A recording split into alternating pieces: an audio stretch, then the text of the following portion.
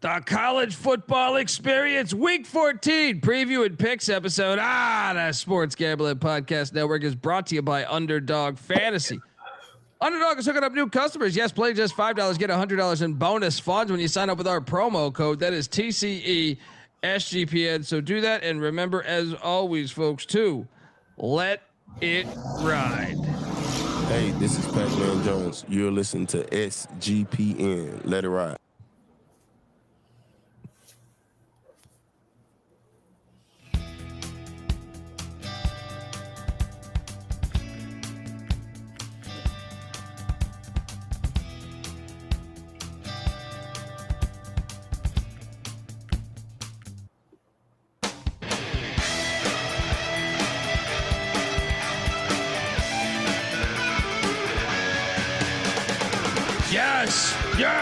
Yes. Woo!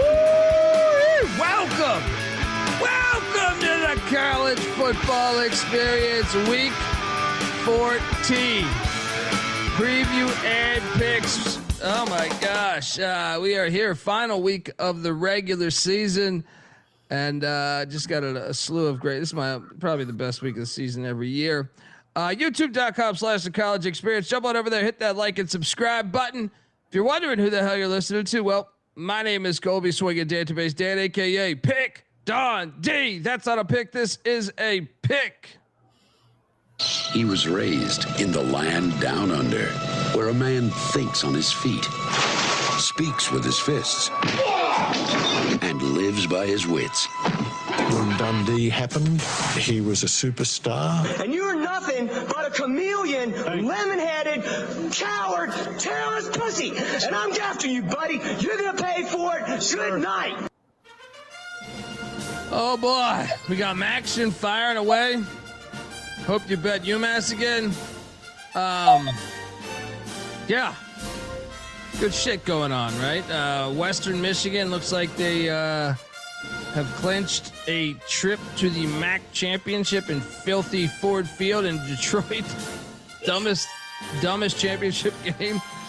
I am joined by my co-host. He is also the host of the college basketball experience. Give it up for former staffer at Austin Peay with the Governor, South Carolina with the Gamecocks, and West Virginia with the Mountaineers, Ryan McIntyre, aka Monetline Mac. What's up, man? What's up, man? Yes, just here to take a break from shitting on that bullshit TMZ tournament and talk some football. Let's go. Mac tonight. Come on, make it Mac tonight. Yeah, fuck that tournament.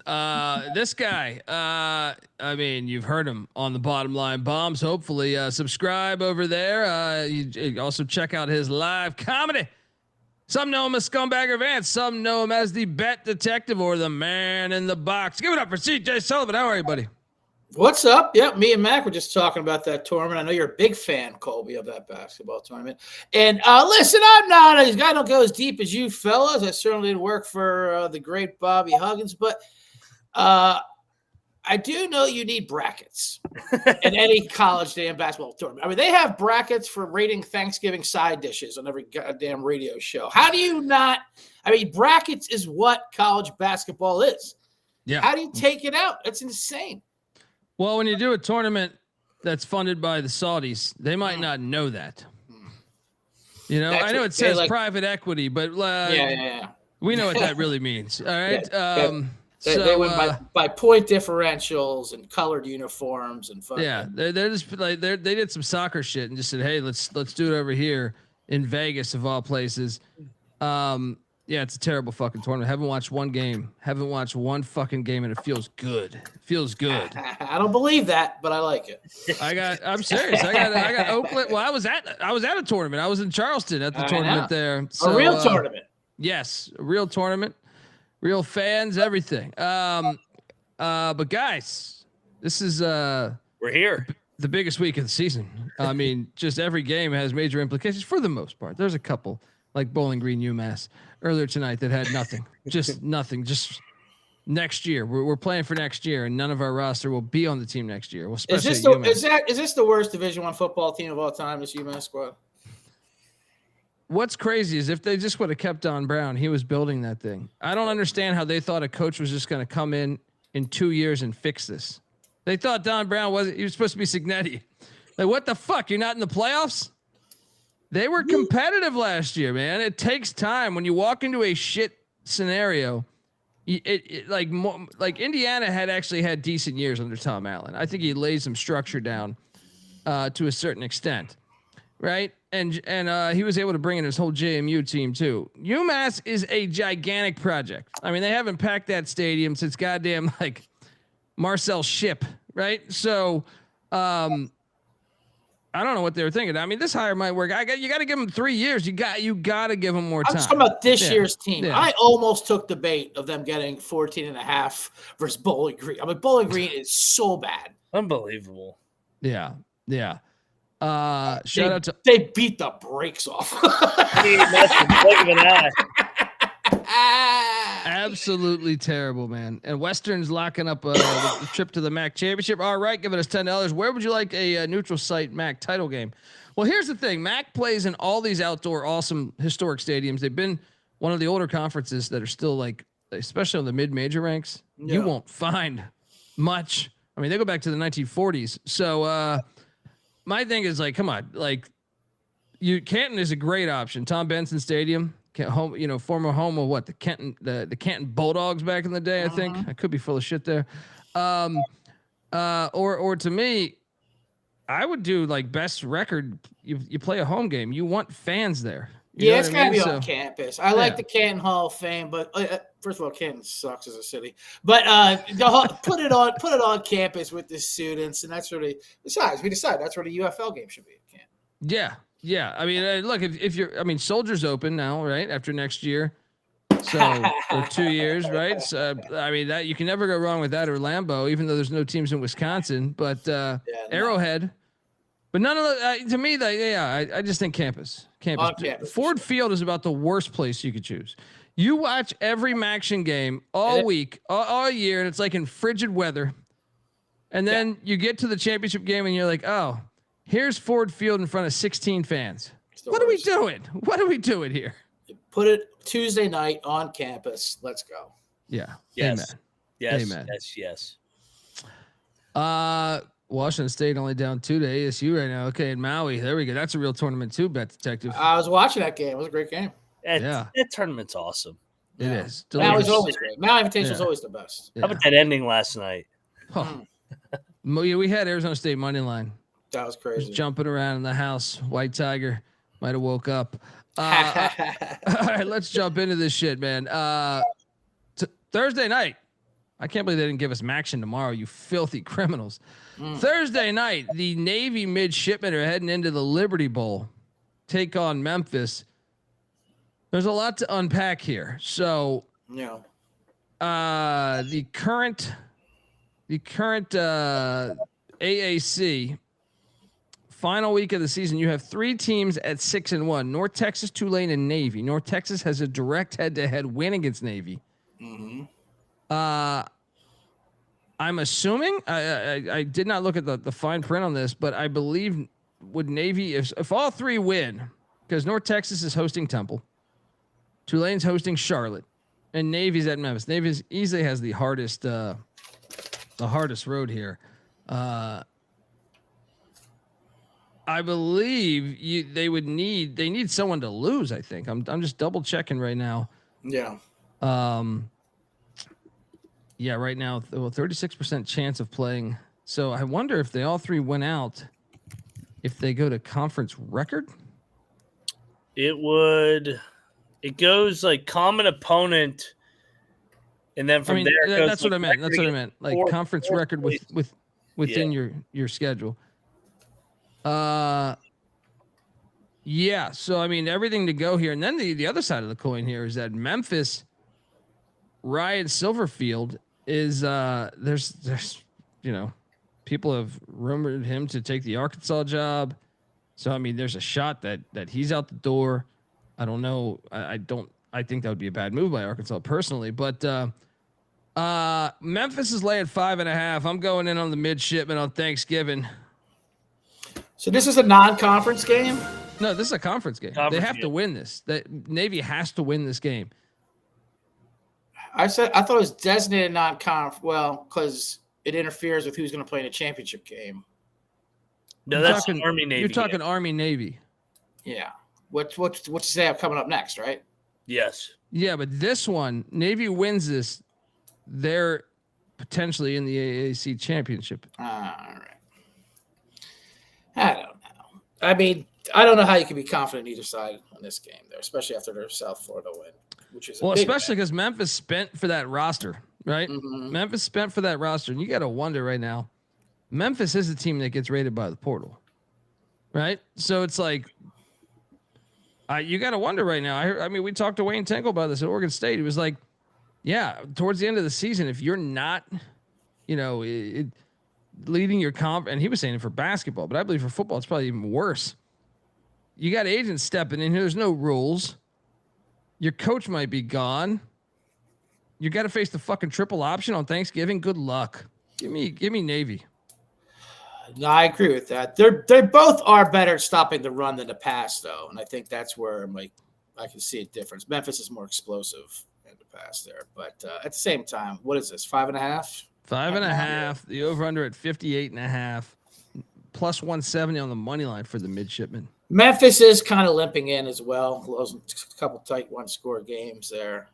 I mean, I'll take the 5.5, but I certainly won't have the Colby confidence in Navy that you have all the time. Well, I mean, my thing is, I don't know that I would have confidence. This was played 2 weeks ago. I'm just, part of my handicap is I don't think Memphis cares to be there anymore. Yeah, could be. You know what I mean? Like you're still going to a bowl game. You can't win the conference. It's Thanksgiving. Your coach might be leaving. Mac, what are you doing here? I'm going to be on the other side. Are you locking Navy?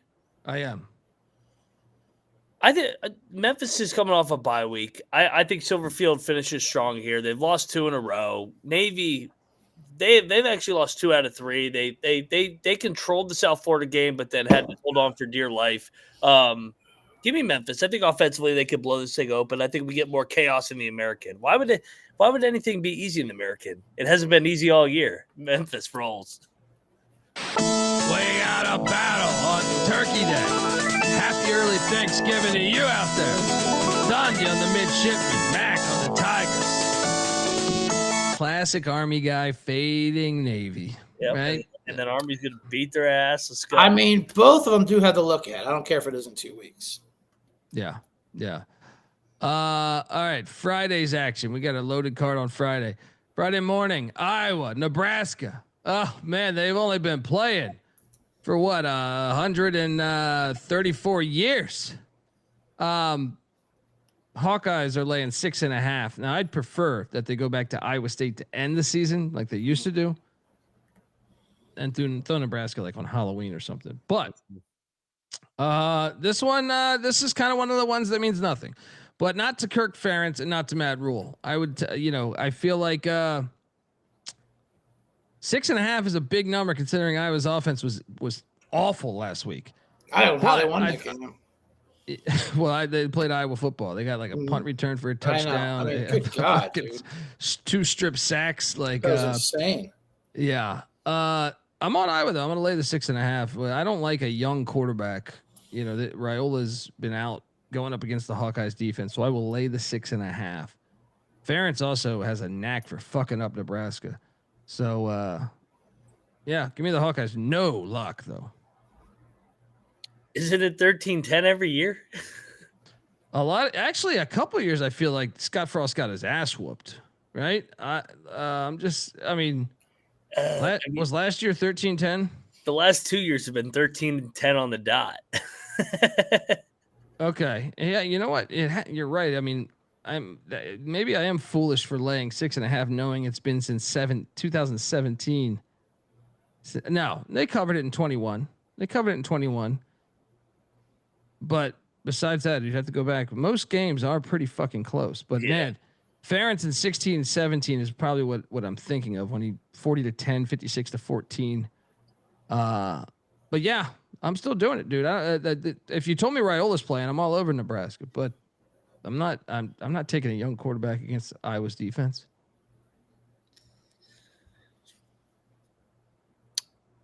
I'm going to battle you. Give me Nebraska. This is not a bet. This is okay. not a bet. I'm betting Nebraska. Yeah, I think this is a war that comes right down the wire. I think the total's sitting at 38.5. I think this is going to be back and forth game, low scoring wise. Give me Iowa to win 17-13. Moneyline Mac locking up the cornhuskers, saying go Big Red. Go Nebraska. Bet Detective, what are you doing here, buddy? Yeah, I'm with Mac here. I'm like, I'll take the points here with Nebraska. I think Matt Rule finally gets it. Now, this is for the battle of who has the better corn, as you guys know, and both fan bases. They say it's the soil. One says it's the wind. I know this because my ex-wife's family is from Iowa, and they would tell me every Thanksgiving. And then I would fall asleep, and that's why we're no longer together. But the point is, the N is for knowledge in Nebraska. I missed the days your Colorado Buffaloes would play Nebraska after honestly, Thanksgiving. That was a goddamn rivalry game. No, dude, this is what it should be. Iowa State to end the year, Colorado, Nebraska to end the year. Yep. You make this game happen on Halloween. If the SEC and ACC can figure this out with Georgia Tech, South Carolina, Clemson, Florida State, then we can figure out how to give us the Apple Cup, the Civil War, the Cyhawk, and Colorado, Nebraska on the final week of the season, like it was for fucking trillion fucking years. But I do like this game in rivalry. It is dull, of course. That's the whole point of it, though. That's the fun of it. That's why you got to take the 6 points. And I don't think there's that much of a drop-off, obviously, between Raiola and that. I know he's young, but, I mean, at least the production-wise, the numbers don't say so far. But, I think Nebraska finishes at least tight. Yeah. I mean, I'm just excited to watch it, Next up, we got games with major implications here. We're talking right now. I got Western Michigan up 10. 2:21 left as EMU hanging around a little bit here, but it looks like Western's clinched the MAC championship here if they can hang on. Now, the second spot in the MAC, this is what makes this entire weekend pretty fun within this conference is so Ohio Buffalo. Buffalo is essentially they're out of this thing. No, they're out of it. They're officially out of it because Toledo. I thought they can get bowl eligibility with a win, though. They can get bowl eligible. Yeah, they can get bowl eligible, but to make the conference championship games, you have Western. Not happen. Ohio can get in there. Well, that's what I'm saying. Ohio, Toledo, Central Michigan, Miami, Ohio, very alive for the MAC championship. One of those teams is going to get in. So I love the stakes of this game as Ohio goes up to UB Stadium. Nobody goes into Lambeau Field and pushes the Bulls around. I am currently seeing the Ohio laying 7.5. That's too many points. Give me Buffalo in the points. Don't love it. What's the weather in Buffalo, I wonder? Cold. What do you think the weather in Buffalo is? 30 windy. 30 I was just doing a snow check. Yeah. They got snow tomorrow and Thursday. I don't care what it is. I'm locking up Buffalo. I love them here getting 7.5. First of all, it's a revenge spot. They got smoked last year, 47-17 at Ohio, and they are 20-10-1 against the spread in revenge games since 2016. Also, when you got teams that are fighting for that bowl eligibility against better teams, aka 5-win teams in the season finales, here's a stat for you. They're 27-56 straight up, but 45-36. That's a clip, 56% against the spread. I just think this game's competitive. You're going to be over a touchdown with Buffalo at home. Now, I know Buffalo's inconsistent, but that's where you want them playing their finale, trying to get bowl eligible. You're going to get their best effort here, I think. I kind of like it, man. I'm taking the Bulls. All right, let's go. Lock them up, Buffalo. What are you afraid of? This is rivalry. Let's go. They're trying to get Bolin, Pete Lembo, veteran team. Kidding me? Mac, you on board? Yeah, revenge angle, bowl eligibility. Yeah, that home spot. It's gonna be cold. This game's gonna come right down the wire. Give me those 7.5. Triple lock on these Buffalo Bulls.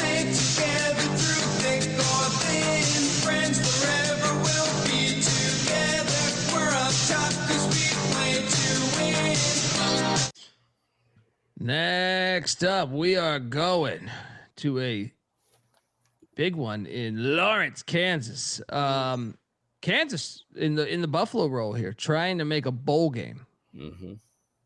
Utah, we will not know because the other Big 12 games are later in the night or the next day. They are still alive for the Big 12 championship. They need some work, some help, but or have their AD in the fucking playoff committee. Yeah, that'll help them out as well. Utah. What a joke. I mean, what an absolute joke.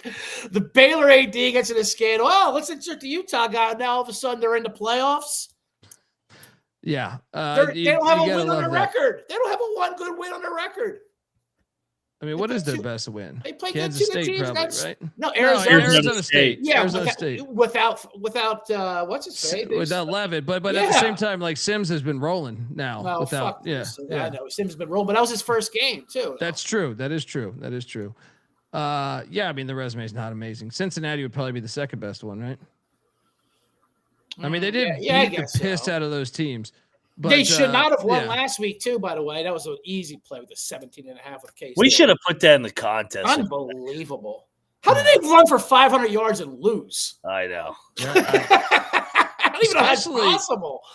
Especially against, Utah's rush defense had been pretty solid before that game. Now they're back. Right. That should have been a contest. Yeah.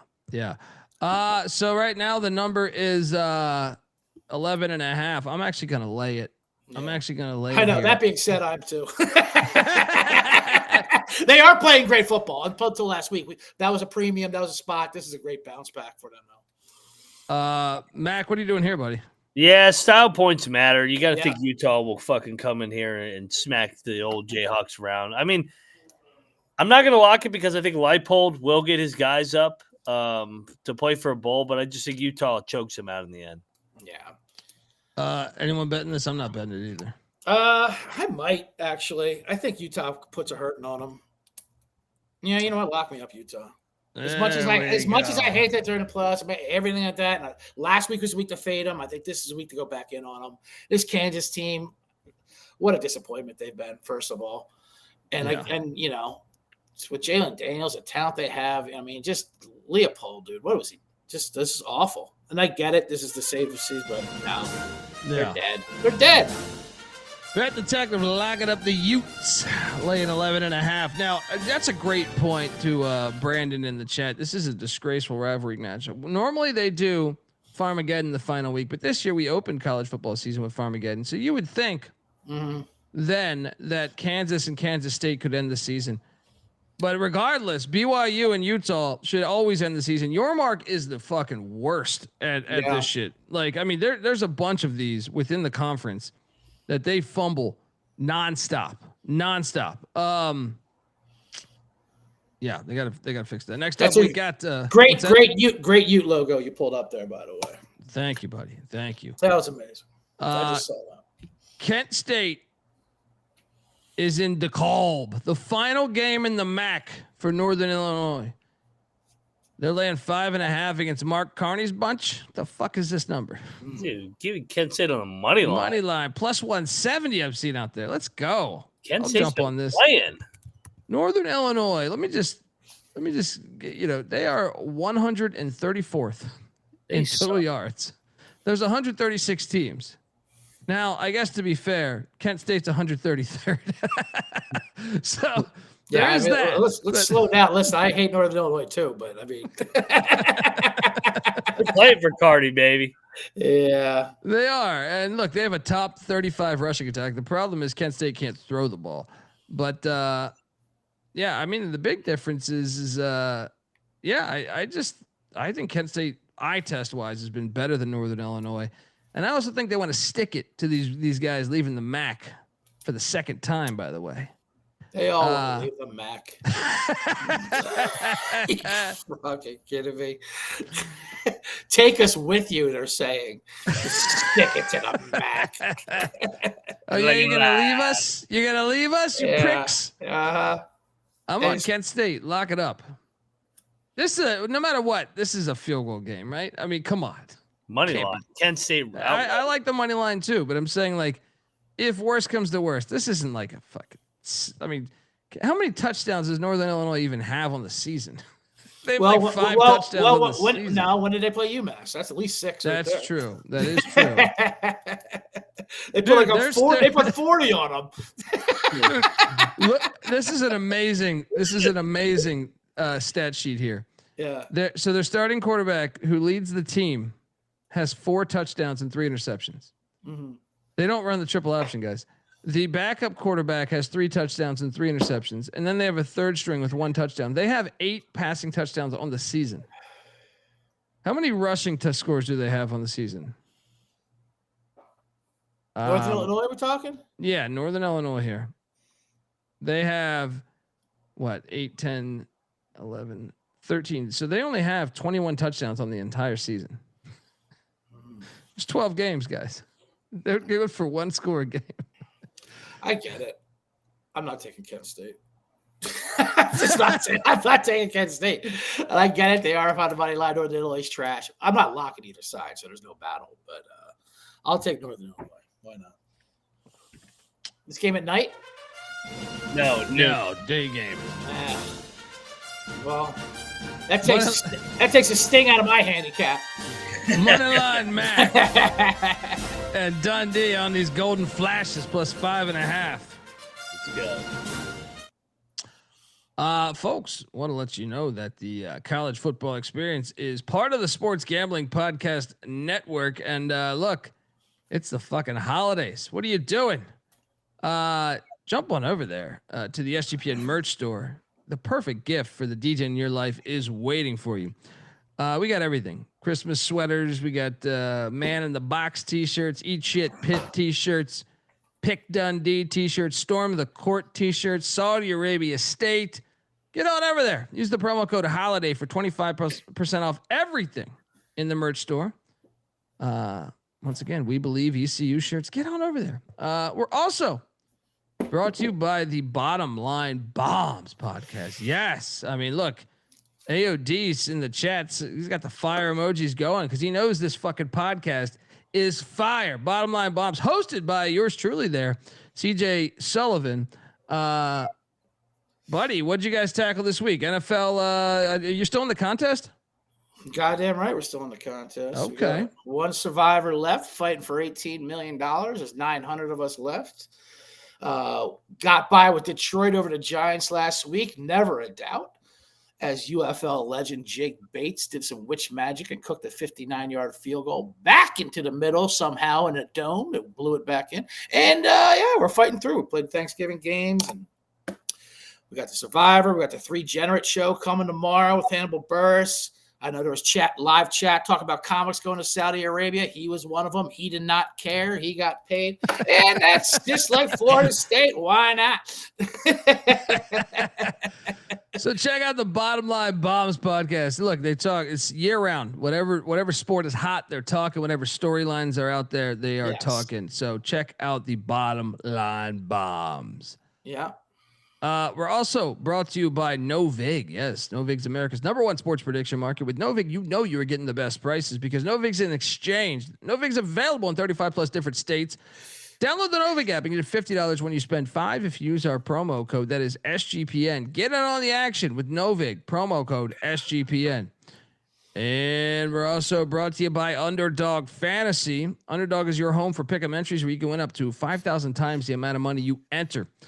Underdog has a brand new offer for new customers as well. Play $5, get $100 in bonus funds when you sign up with our promo code. That is TCE SGPN. So do that and let it ride. All right, we are back on the show here. Just trying to find out how to get out of that thing. Saudi Arabia t-shirts. Get those things. Those things are fire. And shout out to Next Slide Sullivan. I'll put him up on the board saying I have a great show and format, well structured. I appreciate that because I write out a timeline on paper every day. So I appreciate the shout out for the structure that I have. Thank you. Wow. Is that part of your process? Oh, that is definitely part of the process. I don't want to get you But too as far into as the what process. my votes are and what my process is, I wake up early in the morning after covering a game late in the night before. Don't want to go too much into my progress or process. Hey, we gotta get Patty to fuck her, right? That has to happen. Hey, turn your camera off again real quick. No, I did this for the chat because he likes to come in and get our tips, so I might as well let him be a part of the show. You're like alive and beat it. That's great. Yeah. That's great. Next up, we have the Egg Bowl, which once again, another flag on the play. Another flag on the play here. The Egg Bowl is a Thanksgiving Day game. Damn it. All right. Fucking these TV execs come in with their bullshit new SEC deal, and they take this thing off Thanksgiving. Oh, I mean, I feel like this game was on Thanksgiving for like 100 years before. Like, when was it not on Thanksgiving? So it's on Black Friday. They move it over there. I mean, this year's stakes very similar to the Kansas game we're talking about, where Mississippi State is looking to go bowl out, become a bowl team. They need one win. Great season so far for them. Even, I wouldn't be great, I guess, historically for Mississippi State, but they already hit their win total over, and a bowl game would be fantastic for Jeff Lebby in year 2. Then you have Ole Miss in this goddamn games he's playing over there. It's like a broad. I mean, Ole Miss, they're a playoff team, we think. If they lose this game, I would still imagine they're a playoff team, but I guess some people say, well, the loss could be really bad. That's been the hot buzz, because if Lane Kiffin goes, which he is, you can see the committee just being like the committee and say, fuck you, you're not the same thing without a coach. If they lose. If they win, they can't keep them out, obviously. But this is disgusting that they moved this game. I used to love this game, late night Thanksgiving, and you could just see and you knew a brawl was going to happen. Dude, in Mississippi. Yeah. I mean, it was the perfect end of a Thanksgiving night when everyone was drunk and just like, let's get this thing out of here. I mean, it was lawless. And they're putting this in the morning or noon, I guess. That's 11 a.m. Yeah. Why isn't this at least Friday night? I know. Make it Friday night. Can you imagine? Yeah, it should be a night game in Starkville. There's a great book about this rivalry. If they had a whole day to drink after Thanksgiving, drinking all day, keep the buzz going into Black Friday. I mean, they will. It'll just be a daytime. But yeah, this place will be rocking still. Well, I mean, there used to be this in Texas A&M. You'd get on Thanksgiving, and that was pretty fire, right? It was pretty, I mean, Texas A&M this game, then Colorado, Nebraska the next day. That was perfect.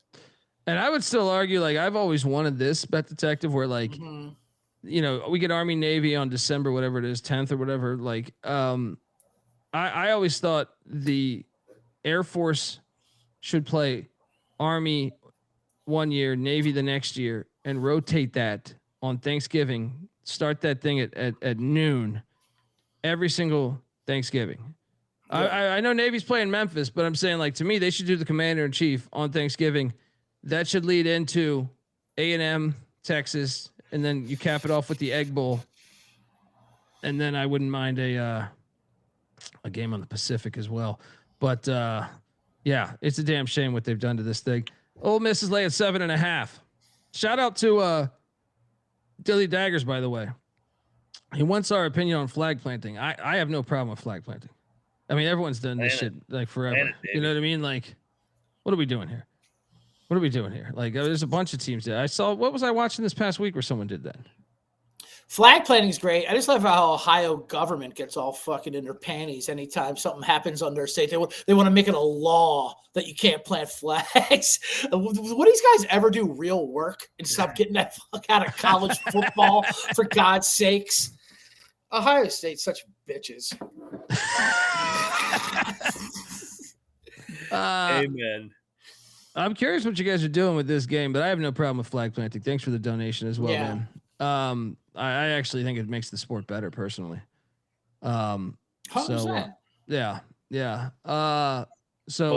Ole Miss here. I mean, how much of a distraction? I mean, Lane Kiffin is a fucking prick, dude, in my opinion, for doing this. He's a fucking prick, man. He should have just got out in front of it and said, but He can never be my favorite coach, dude. Like he's all about him too much for me. I will take, and I'm taking State, man. This place is going to be fucking bonkers. I have no idea the distraction that he's created for his team, but I'm taking the fucking points. Let's go. Mac, what are you doing here? I think Mississippi State's going to win. Ole Miss is due for a loss too on the road. I mean, they've looked good. They've played well all year, but the Lane thing is a distraction, and probably hasn't handled it the best. But they limped in that Florida game before the bye week. I think that's where it started. Mississippi State lost back-to-back games going into the bye. I think they're more healthy here. Give me Hail State, man. Give me Hail State to put this committee on a little bit of heat here, because I don't know what they're going to do if Ole Miss loses this game.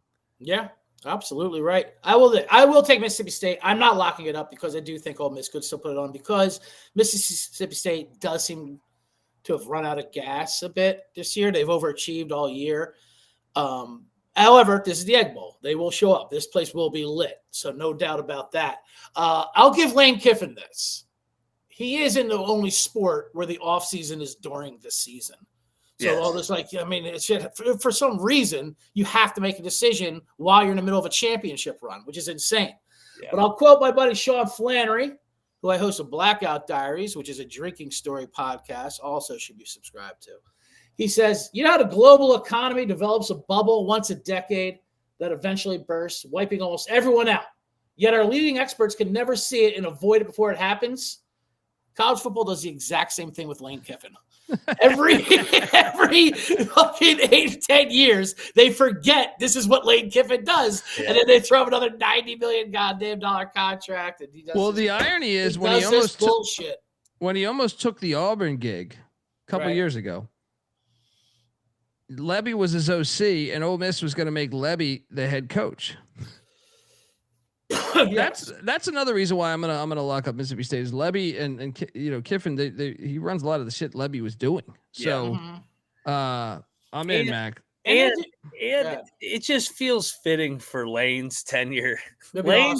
Lane's tenures can't end smoothly. They have to end. It's the only way he knows how to go out, a dumpster fire. Mississippi State is like the perfect ending. Then he's out of here. Maybe they go to the playoff and they get drilled round one. It's a perfect ending for Lane Kiffin, and then he'll start elsewhere, and he'll be great. And it's funny because and their offense is great. I mean, they move the ball, all the statistics, but sometimes they just don't score. And sometimes it's like, why is the score this tight? I mean, it's just what he does, and it's like, that's not the thing you want to do with the Mississippi State in a rivalry game. You let them hang around. So they're definitely capable of losing this game. And you're right. This would be the perfect ending for them. And we're all on pins and needles for the big announcement that's going to come after the game. Dude, he's always struck me as like a wannabe Mike Leach. Like, you know what I mean? Like, he's always like, what can I do to try to get, like, I'm going to be taboo. I'll try a 75-yard field goal. I'll do this. I'll do this.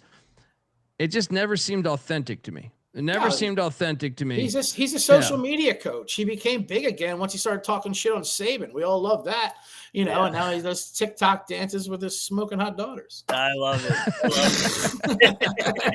I think it's hilarious, but this is listen, he's hilarious. He's great. This is going to end poorly, and he's going to be great at Florida. Or LSU. This is what he does. It's LSU. He's going to be hitting on those chicks next fall. Yeah, he will. We got a double lock with Hail State. Let's go. CJ locking it? Me and you, buddy. CJ. I'm not locking it. He's just picking Hail State. I'm not locking. He's waiting for the decision. Yeah, I gotta wait for the decision. I gotta wait for that. The best was he's like, there'll be an announcement. Let's just focus in. Okay, AD of Ole Miss, and then LSU puts out. No, we gave him $90 million. That's where I wish. That's where I wish that like. I wish these old football coaches were still athletic directors. Back in the day, in like the 80s, remember they when wouldn't put up with this shit at all. He'd be fucking fired already. Just putting him in taboo. He'd be like, get the fuck out of here. I'll coach the team. And Mike I'll coach the calls fucking it, Mike calls team, it yeah. right there in the chat. Al Davis is like, he lied to me. He was a fucking goddamn con artist. Jesus, he's a 33-year-old coach. Al Davis, you don't fuck around with the Citadel No, man. I He's love a Al. Citadel man. All love to Al Davis. Shout out to D Bettis giving us $5. I know he's an Ohio State fan, so he's very offended with you right now, Bet Detective. But who has Mississippi State beat? Well, what do you mean? We're not.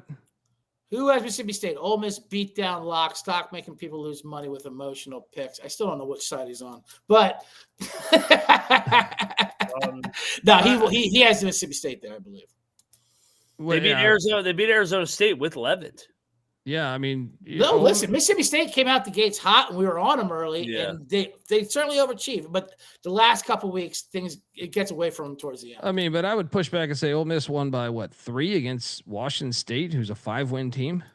Yeah, you know they did, but they also, they have some good wins on their record. They should have beat Georgia for fuck's sakes. Yeah. And also, this is for a bowl game too, for Lebby in year 2. We didn't even talk about that. They got to win this game. Well, I kind of let in with that, but yeah, we didn't hammer it home, but no, you're right. But they don't even need more incentive. You don't need more incentive than Lane and these boys coming to Starkville and the Egg Bowl. But you're right, absolutely, bowl eligible, and I would love to see this team in the bowl. They deserve it. Yeah. He's asking who Arizona State is. Arizona State was in the playoff last year. They almost beat Texas. What do you mean? Who's Arizona State? That's better than any win fucking Ole Miss has. I mean, buddy, Ohio State barely beat Texas last year too. So I mean, come on, transitive properties here. Patty C. Fucking Levitt played that game too. I mean, look, I'm not saying Mississippi State's a great team, but this is a rivalry game. Yeah. Arizona State beat this year's national champions Texas Tech too. Yeah, Arizona State. Arizona State is not trash. I can tell you that. No, they're not. But let's get to we'll get to that. What's that bowl game called? Not the plantation. What's it called? The land. I want to call it the plantation. The Egg Bowl should be called the Plantation Bowl. It should. Wow, I got news right now. Oklahoma State hires Eric Morris as head coach. North Texas. Wow, that's a great hire. That's a great hire, and that changes my North Texas play. I'm about to say Temple money line. Shut the fuck up. And and time for North Texas to hire Mike Gundy. Do the swap. Oh yeah. Wow. That's good. That's big news, man. Arkansas should have hired him. Yeah. Next up, and this might be the final time for quite a while here, man. These teams have been playing. So Air Force started their football program in the 50s and 57, and they've been playing Colorado State every year. And Colorado State's going to the Pac-12, and this one is another one we lose moving forward. Terrible teams this year. Yeah. Air Force laying 2.5 at Colorado State. Lock it. Aim high, miss small. Let me tell you something. Troy Calhoun barely ever loses to Colorado State. Last year was one of the times. There's blood in the water. Let's go. Mac? I agree with you. Air Force, it's been a fucking awful year, but this is a win one going out for Calhoun. Get some momentum going in next year. Colorado State's god awful, especially with the interim coach. Give me Air Force. I'll lock it up with you. Let's go. Let's go. Aim high, miss small. Come on, Bad Detective. Go back to these Falcons. Fly. They've owned this rivalry. Yeah. And it's a good rivalry. It's a good unheralded rivalry. And just to clean the chat up, I am not Patty C, nor am I Noah's dad. But I appreciate the bits. Second of all, I know it's a rivalry. They will be focused, but Colorado State, how much can they possibly have left? And you need to play a triple option. You need to be locked in all week. And I just don't think there's going to be, as focused and have as much underwater. I mean, also they're terrible. But, I think triple option, this is a bad time to play against a triple option just because of where their heads are at. I'll lock up Air Force. Let's go. Let's go. Triple lock. And Matola, look, I love you, but you're coming in with foul right here with this Iron Eagle was a shit movie. What's going on? We might have to. I don't think we blocked many people historically, but this one Send his tip back if he's tipped. I mean, just on what did Louis Gossett do to you? Would he fuck your ex-girlfriend or something? What happened, right? He would. I tell you that if you met her. Triple lock on these Falcons. Long live Iron Eagles. Yeah.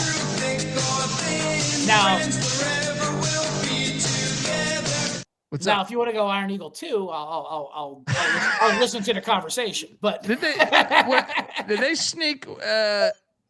Did they go like snipes to Omar Epps like Major League 2? Like, at what point did they drop Gossett and go with like? I feel like they made like 4 or 5 Iron Eagles, right? Great question. They did. Let's take a look here. I think like Treat Williams wasn't. Yeah, just get another black man. They threw in what like. Trying to think. They threw in like Eric LaSalle or some shit. Louis Gossett was in Iron Eagle 4, back on the attacks. That makes me think he was replaced in 3. People were furious. Back on the attack. Yeah. I gotta watch that one. Look at that. Let me look for Iron Eagle 3. That had to have not been him for back on the attack. So you tell me he did all 4? He just cashed in on these Iron Eagles? He might have. Called it a career? No, Gossett was in Iron Eagle 3. Still played Chappie Sinclair.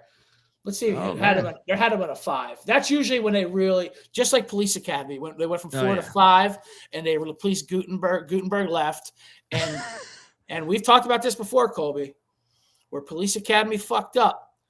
They brought in a Mahoney from the outside instead of hiring from within. They should have upped, Motor Mouth Jones or Sweet Chuck and anybody, but you could tell the hostility and resentment on the set with a new. You brought in some new fancy Mahoney.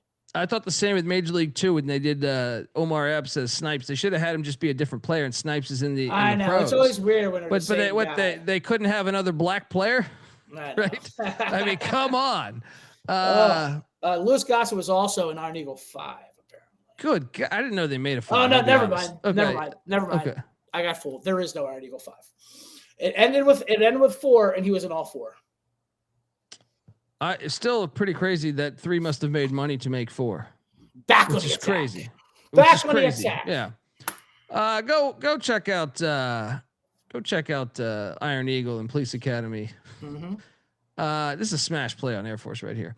Next up. Clean old fashioned hate, but let me tell you, that's the proper name for this rivalry. But I hate one gigantic thing about this.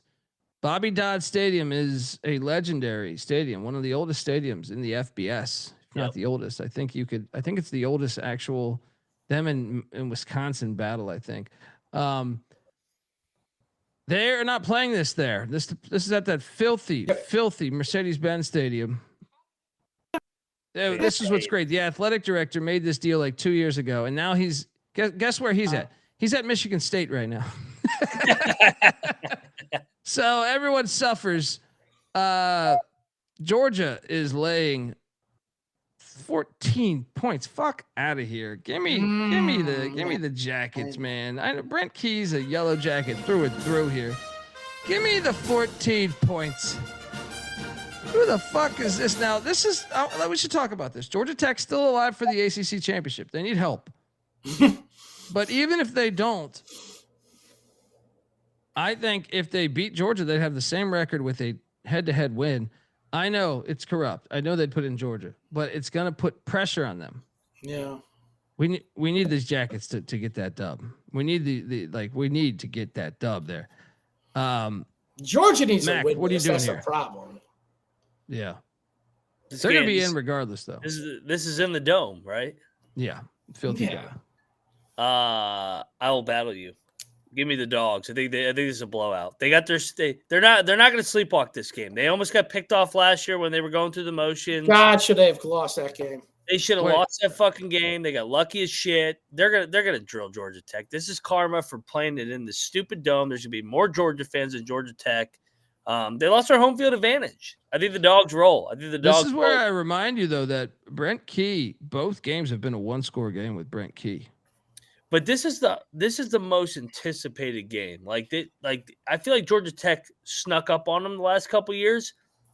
I don't think they're going to sneak up on Georgia this year. I think Kirby and his boys have those. He has those guys ready to play. They look like shit last week. He got what he wanted. They roll here. I'll lock up the Dogs.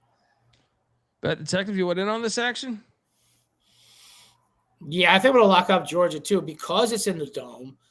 Georgia Tech losing that, very painful game last week where they're getting blown out by Pitt, and then they probably could have won it if they don't throw a 100-yard pick six, for God's sakes. And then Narduzzi still tries to let him back in with the most absurd fake punt I've ever fucking seen. He's such a retard. Oh, my God. Now, and Georgia hasn't lost to the Tech since 2016. And obviously last year's game was enough of a wake-up call to keep them focused. And I was fading Georgia all first half of the year, saying they're going on name only. They're a different team now. They've turned a corner. They look like a national championship team, or contender at least. I agree with Mac. They're gonna roll here. Battle. Dundee on the Jackets. Mac in the box on the Dogs. I'm not a Georgia hater.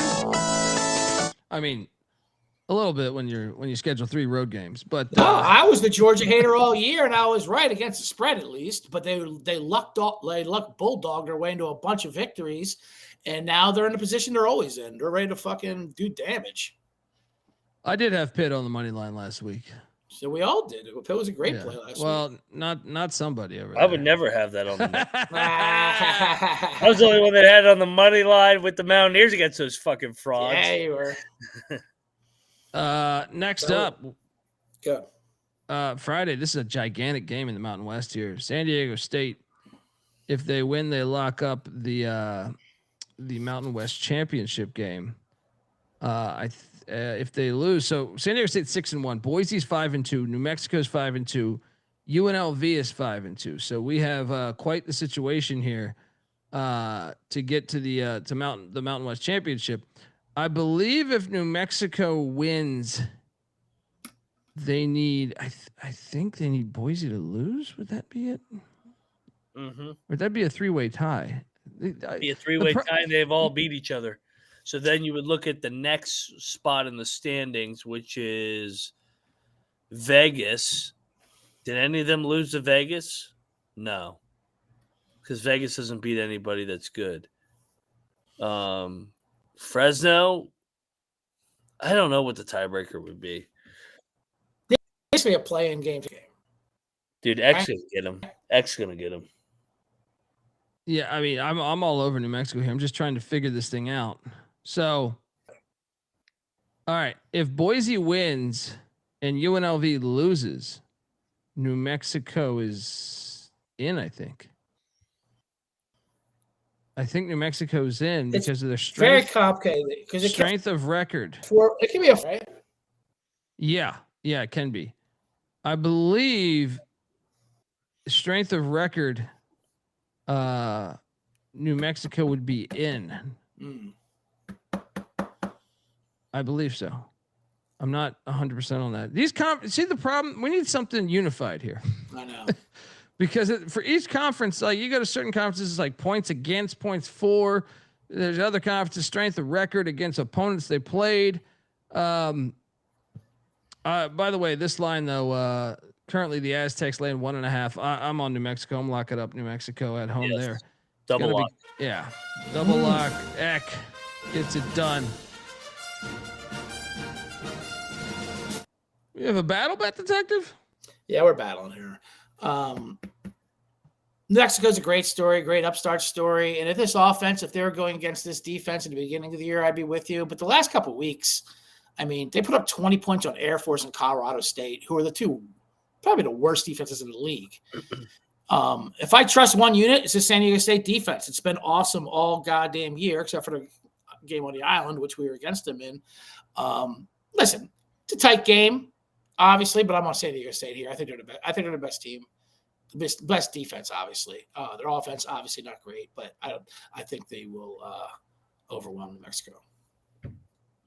We got a battle at University Stadium. Done. Mac on these Lobos. We got Detective on these Aztecs.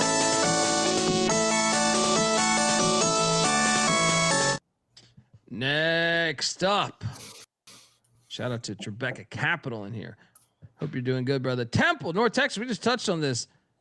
North Texas laying 20.5 points. I need to see the Eric Morris news because Brian Kelly and several other coaches have left undefeated teams before. Is he coaching the rest of the season? Because normally they want you right away. That's part of the deal. I think Scott Frost was the only one that saw it through, right? At UCF, he was like, no. I'm currently checking this out right now.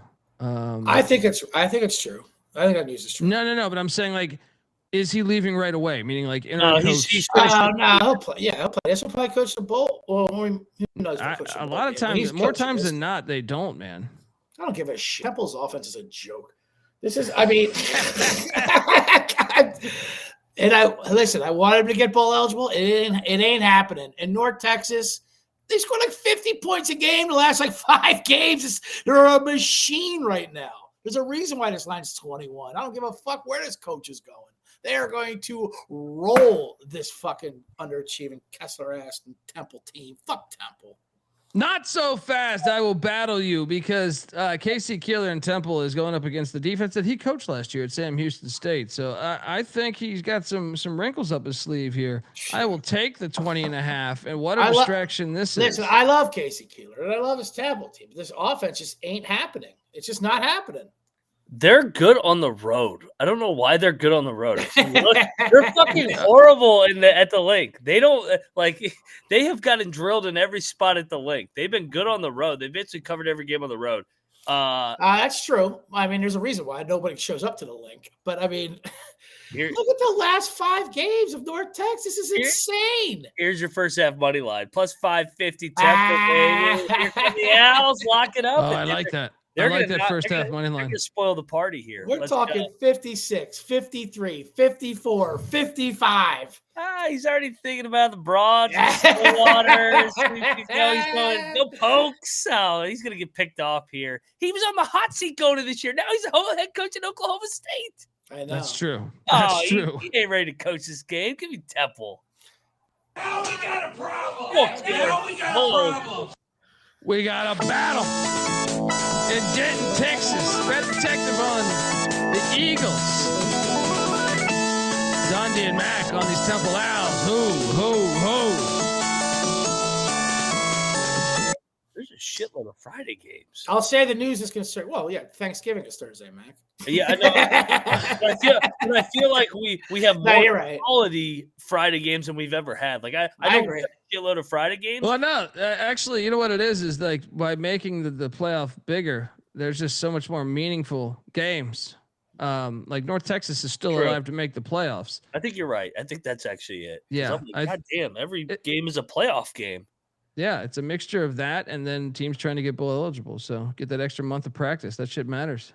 All right, next up, we have Boise State, Utah State in Logan. Boise State's laying 3.5. Get this shit out of here. Utah State. Beat it at home this year. Boise's a mess right now. Yeah. Madsen's out. He's doubtful. Caples, their wide receivers, are doubtful. What are we doing here? Utah State's heading in the right direction. This place will be lit for this too. Mac, you in? Oh, dude. Remember when I got laughed at in the preseason when I said Utah State was going to beat them the final week of the year? They said, there's the Boise fans came for. There's no way we lose to Utah State. Not only are you going to lose to Utah State, they're going to fuck you up, and you guys are going to finish both at 7-5 in Mendenhall's first year. Let's go. Mendenhall will have that tiebreaker, so you'll be behind. Oh, yeah, baby. Let's go, Mendenhall. Let's go, Aggies. I guess in conference, right? In conference, it wouldn't be. Yeah, but it's just like the fact that Mendenhall could potentially have the same record as Boise at Utah State year 1 shows how good a coach he is. Let's go.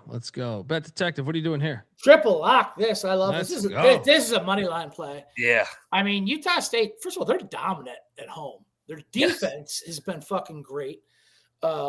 They're going to run on Boise. They have explosive plays, and Boise State gives up explosive plays, and that is a problem. Bronco at home with this 3.5. I don't need this 3.5. Yeah, this is an outright winner. Although Boise is still alive to get in. I think in a 4-way tiebreaker they don't win either, Boise, but it doesn't matter. Utah State's winning this game. Triple lock on the Aggies. Oh, shit. Rebecca Capito in the place to be. Utah State, here we go. Oh. Giving us $250, you solid fucking American. Appreciate you, man. God bless you and yours, Tribeca. Yeah, absolutely. Absolutely. Really appreciate that. Okay. I mean, I know it seems like I'm betting every game. It's because I am betting. I bet more this weekend than any other week the whole year. Maybe week 1, because week 1 you get super fucking excited. Just you're betting shit that you're like, why am I betting this? A&M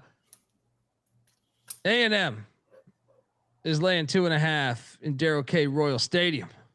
Series goes back 131 fucking years, and this shit matters. I don't care that A&M's already clinched. For Ohio State, Michigan, or Texas A&M, Texas, like this is shit talk rights all year. Texas A&M got kind of beat down at home last year. Sark laid it on them, and Elko has a chance to flush the toilet on Texas's playoff dreams. Lock Texas A&M. 2 weeks to prep for Arch Manning, please. Gig 'em. Let's go.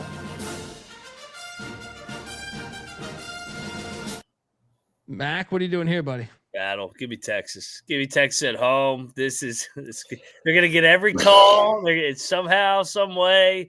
They're gonna find a way to get Texas this win. I think Texas can neutralize them at the line of scrimmage. I think they'll bang with each other. It'll be a fun game. Low scoring, just like last year.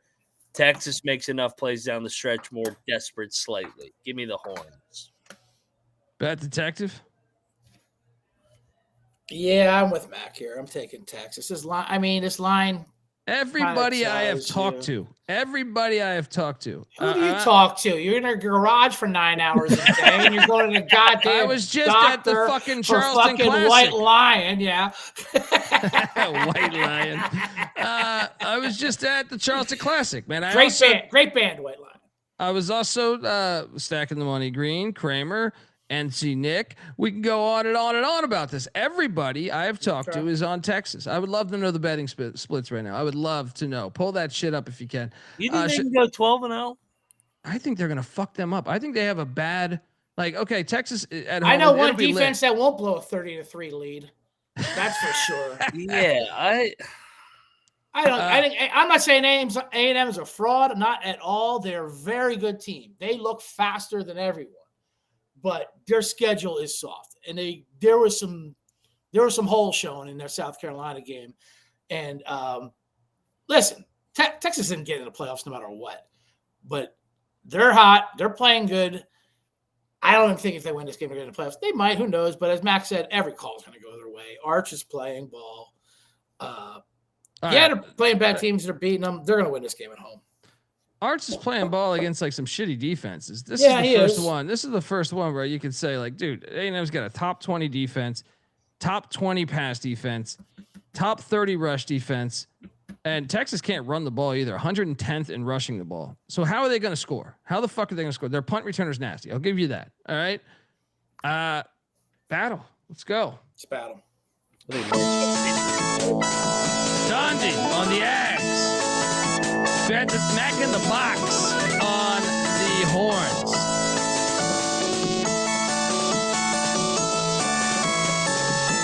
Shout out to R Right giving us $20. Oh boy. I'm betting 13 moneyline underdogs this week. Let's go, brother. Let's go. Happy Thanksgiving to you, sir.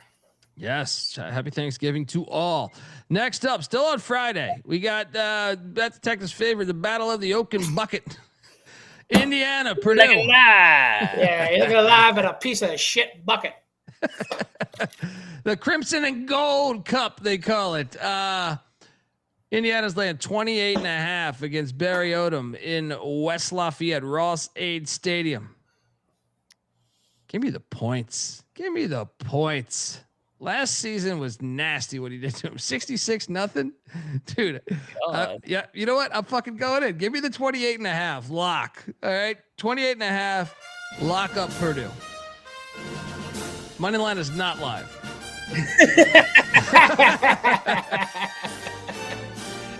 Is this on Friday too? Yeah, it's Friday night. And Wow. dude, this place will be lit. This place will be lit. This is Friday night? Yeah. Oh, flock me up, Indiana. Are you out of your fucking No, mind, dude? This line is disrespectful. For a reason. Purdue has not quit on Odom. They lost by 5 at Michigan. They covered this exact number against the Gods team that nobody can beat, Ohio State, at home already. I like Purdue again here. Off a bye week, Odom's going to get him chippy. The line was fucking 29 at Indiana last year. This is ridiculous. Purdue's way better than they were last year. So Indiana. They lose by 14. Indiana's better than they were last year. 35-17 final. Yes. What's the first half money line on this? Give me the Boilers, baby. Let's go. It's going to be chippy. Let's 1,200 on the first half money line. Boiler up. We got a battle in West Lafayette. Vet detective on the Hoosiers and Signetti. Dundee and Mac on these Boilers.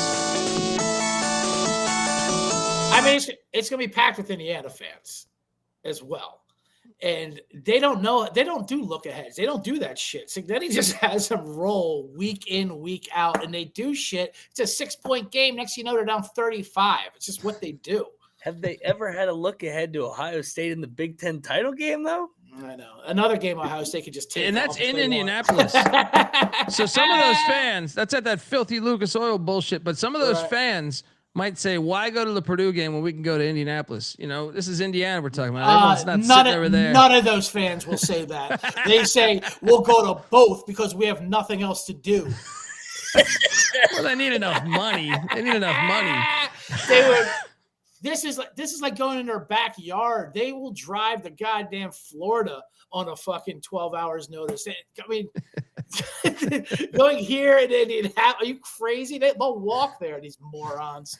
They're gonna roll. And I say this in an endearing way. They're great fans. The nightcap, Friday night.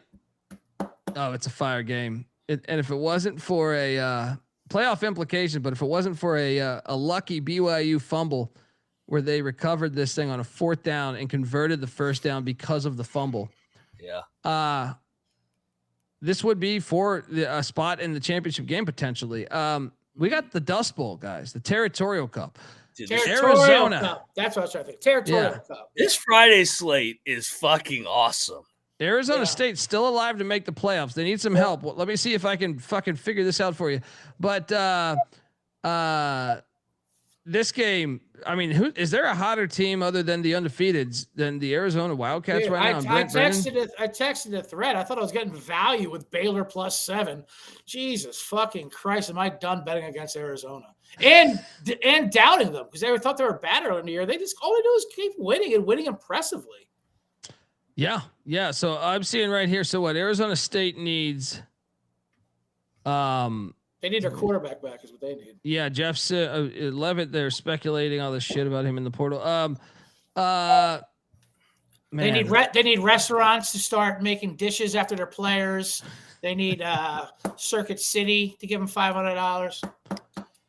So where the fuck is it? I read this on. This would be a great game. I had this page open. I don't know what the fuck I'm doing. I want action on this game. Yeah, I mean, you got to play this game. This game's gonna be great, dude. I like Arizona.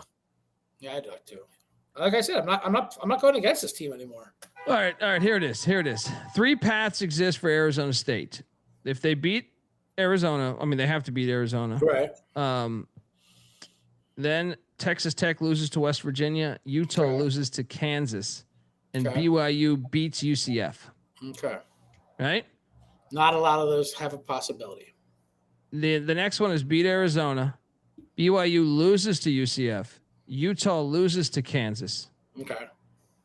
The third one is beat Arizona. Texas Tech loses to West Virginia. BYU loses to UCF, and Utah beats Kansas. So I guess the Utah-Kansas game, who gives a fuck for them, right? Like either side, there's a spot for them. Man, my head hurts with these big ass conferences. I'm just trying to digest that. Anyway, Arizona's laying 1.5 road favorite at Sun Devil Stadium. I'm with you guys, man. Right now, I think Brent Brennan in Arizona, they figured some shit out right now. Two of the highs. They have North Texas. Yeah.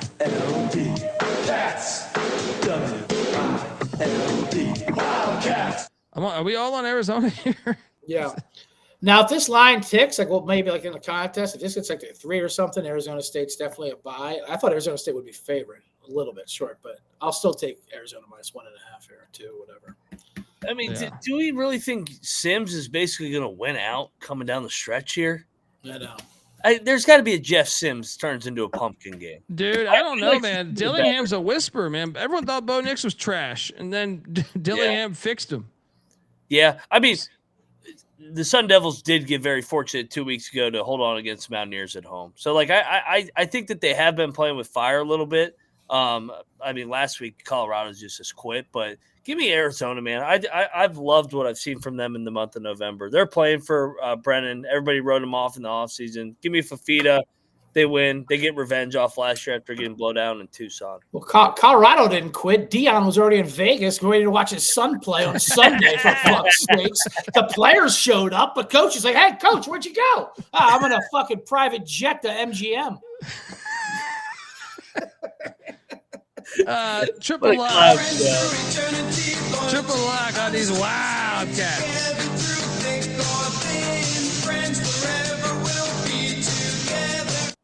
Shout out to David Clark saying, you are looking live at the best show going. Keep up the great work. Appreciate you, man. Appreciate 100% you. right. Yeah. All right. Now we transition into Saturday and we go from all these bangers to this. Iowa State's in Stillwater, Oklahoma. A series that goes back 99 years. Iowa State's laying 14.5. I went to this exact game, but it was a lot better. Major implications a few years back. Major implications. Iowa State's looking for that 8-win season. Yeah. Why is this line only 14? They should have been a contest pick. Well, Oklahoma State's hit like 2 weeks in a row, right? With the points. Yeah, they're like randomly hot. Give me OK State in the 14.5. Why do I feel like Oklahoma State's going to win this one? They won the first one. They're going to win the last one. They're not going to win this game. I don't like Matt Campbell as a big favorite. I know, but their season's already gone through 3 different waves, and now he's where he finishes it out.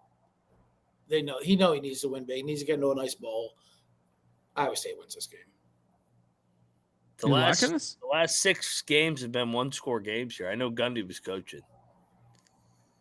Yeah, no, I'm not locking it. First of all, I can't legally lock it because of my ex-wife and implications of that. But I do have to take it as our side because of that as well. But no, yeah, I know there have been 1-score games. It's a completely different Oklahoma State team. I know they are hot, but yeah. No, give me Iowa State. No lock. Move on. Next slide. Come on. I'm locking OK State. I have to go against Campbell as a double digit favorite. Fair enough. I have to. How many people are going to this though? Nobody. Yeah. Look, I think you're on the right side, Mac, but I'm not betting it. Moneyline Mac taking the 14.5 in the Cowboys. Eric Morris will be there once he loses in Temple. That's true. That's true. They win that game by 3 touchdowns. Next up, we got a fire rivalry. One of the best headlines in the sport a few years ago, when two people at an old folks home in Kentucky got in a fist fight over the Kentucky-Louisville game. Now, I think it was basketball. I'm not 100% on that. It was 100% basketball, but that's one of the greatest videos ever. Kentucky heading into Louisville. No, look, this is one, Mac. Miller Moss, I don't think is going to play. He's questionable. I mean, he was doubtful. Chris Bell, their star wideout, is out. Kentucky's playing for a bowl game. Louisville's kind of in a spot where they're just playing. I mean, they're going to a bowl game. This is just for, I mean, Brahms' family has been part of Louisville football for a long time. So, I mean, I guess there's still that angle, but what I need to know if Miller Moss is playing. I doubt he is. And I tried to tell you last week. Shout out to me. God, I didn't know he was not playing last week with the SMU play, for crying out loud, who still might win that conference. Yeah. They're just not the same without their running back. That's what their offense is built around. Now you're going to take Miller Moss out? Come on, what are we talking about here? Kentucky money line. Is this Kentucky for a bowl game too? Yeah. Stoops is going to survive. Yeah, lock up Kentucky. What are we even talking about? I need to know that if Moss plays, I'm taking Louisville. I'm waiting. I'm waiting for this. They got nothing to play for outside of just rivalry. Yeah, you guys play Louisville. Dude, let go of the rope with this Louisville team.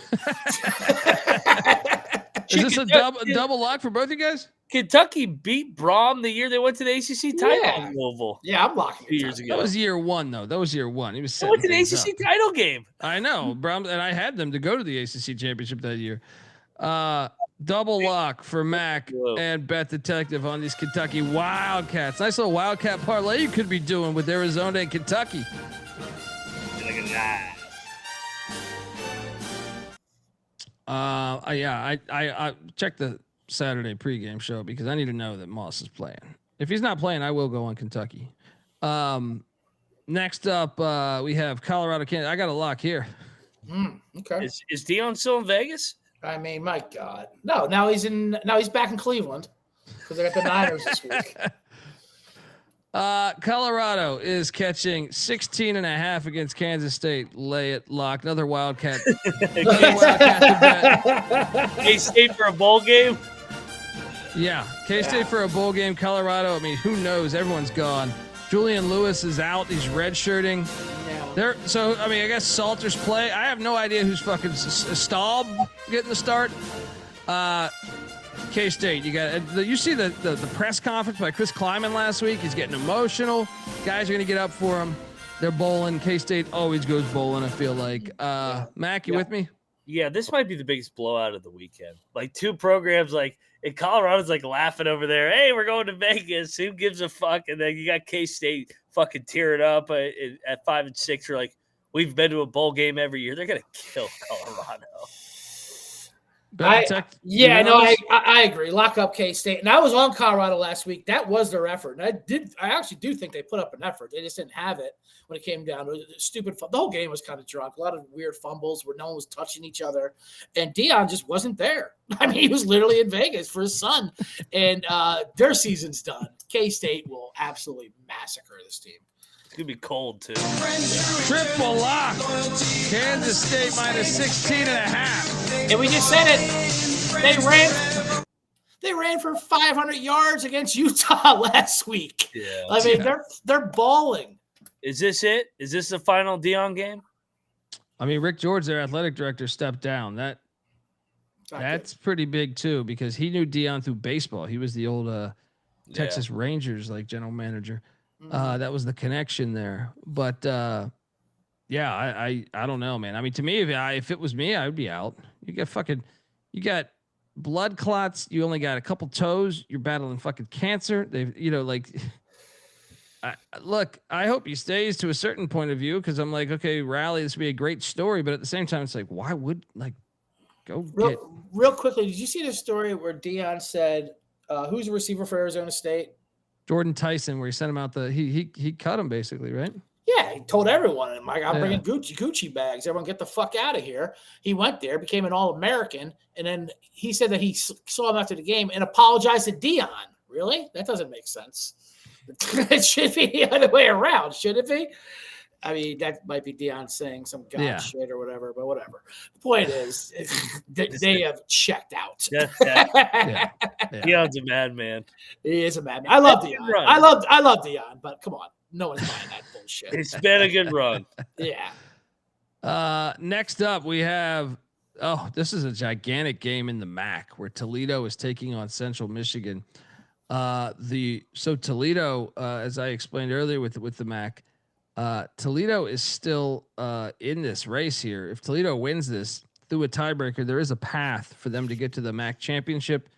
Central Michigan, if they win this, there's a path for them to get to the. This is a playoff game right here for the MAC championship. I I know, Bet Detective, you love these Rockets, one of your favorite teams. Toledo's laying double digits on the road, Mount Pleasant, Michigan. I know. But they've kind of flipped the script. They've been balling in the back lately every time. But at the same time, I still don't trust it. And you're right. This is too big of a game for Central Michigan. If Toledo wins, who do they play? Miami, Ohio in the championship game? No, Western Michigan, because they won tonight. Okay. So hold on, Dan. Shout out to Dan Savage, who does the Toledo podcast. Dan, what's the name of the podcast again? I'm sorry. He says Toledo needs a win, and Miami or Ohio loss. Which I know, Bet Detective, you're on Buffalo money line against Ohio. CMU needs a win. Miami and Ohio loss. Miami goes with the 3-way tie of Ohio and Toledo. Okay, so I mean, there's a lot. That's a lot to unpack right there. But I'm taking the points. Yeah, I'm too many taking the points. Too many points. Too many points. Drinkwich has done a good job. Sorry, Drinkle. Drinkle's done a great job year one. Yeah, Matt Drinkle coming over from Army. I'm locking this, guys. 10.5 is too much. Toledo might win this game, but give me this thing by like 7, 3, 4. It's too many points. What's their overall record since? And by the way, they've already qualified for a bowl. Midnight Blue and Gold Launchpad podcast. Check it out. Let's go, baby. Action fans. Yeah. So you locking this, Mac? Yes. You know, Toledo covered last weekend as a double-digit favorite. They can't do it 2 weeks in a row. They've done it a couple of times lately. Toledo's Toledo's been doing it lately. They've been making me eat shit, but it's still too many points in this game. Actually, they did not cover by the hook, technically. Or it depends what number you got. Right. Now they're on the road. Yeah, come on. Let's go. Chips up. Triple lock on these chips.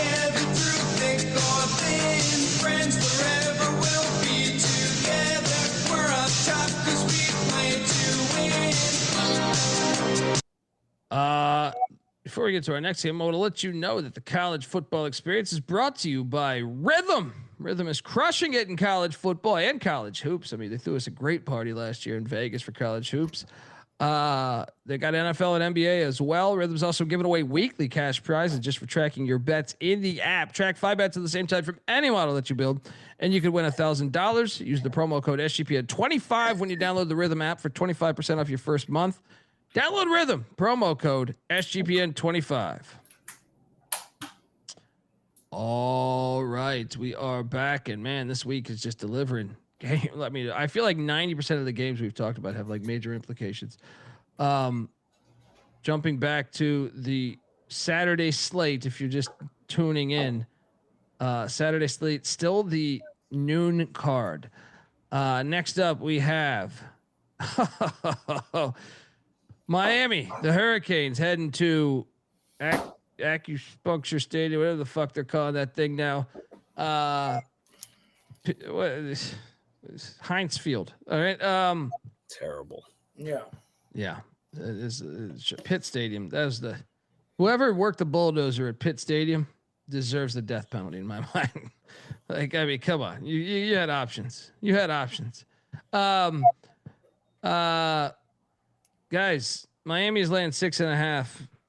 I know it seems like we're betting every fucking game, but I am betting every game. I have Pitt on the money line. I've had this bet for I said this in August or July or so, whenever we previewed the Pitt episode.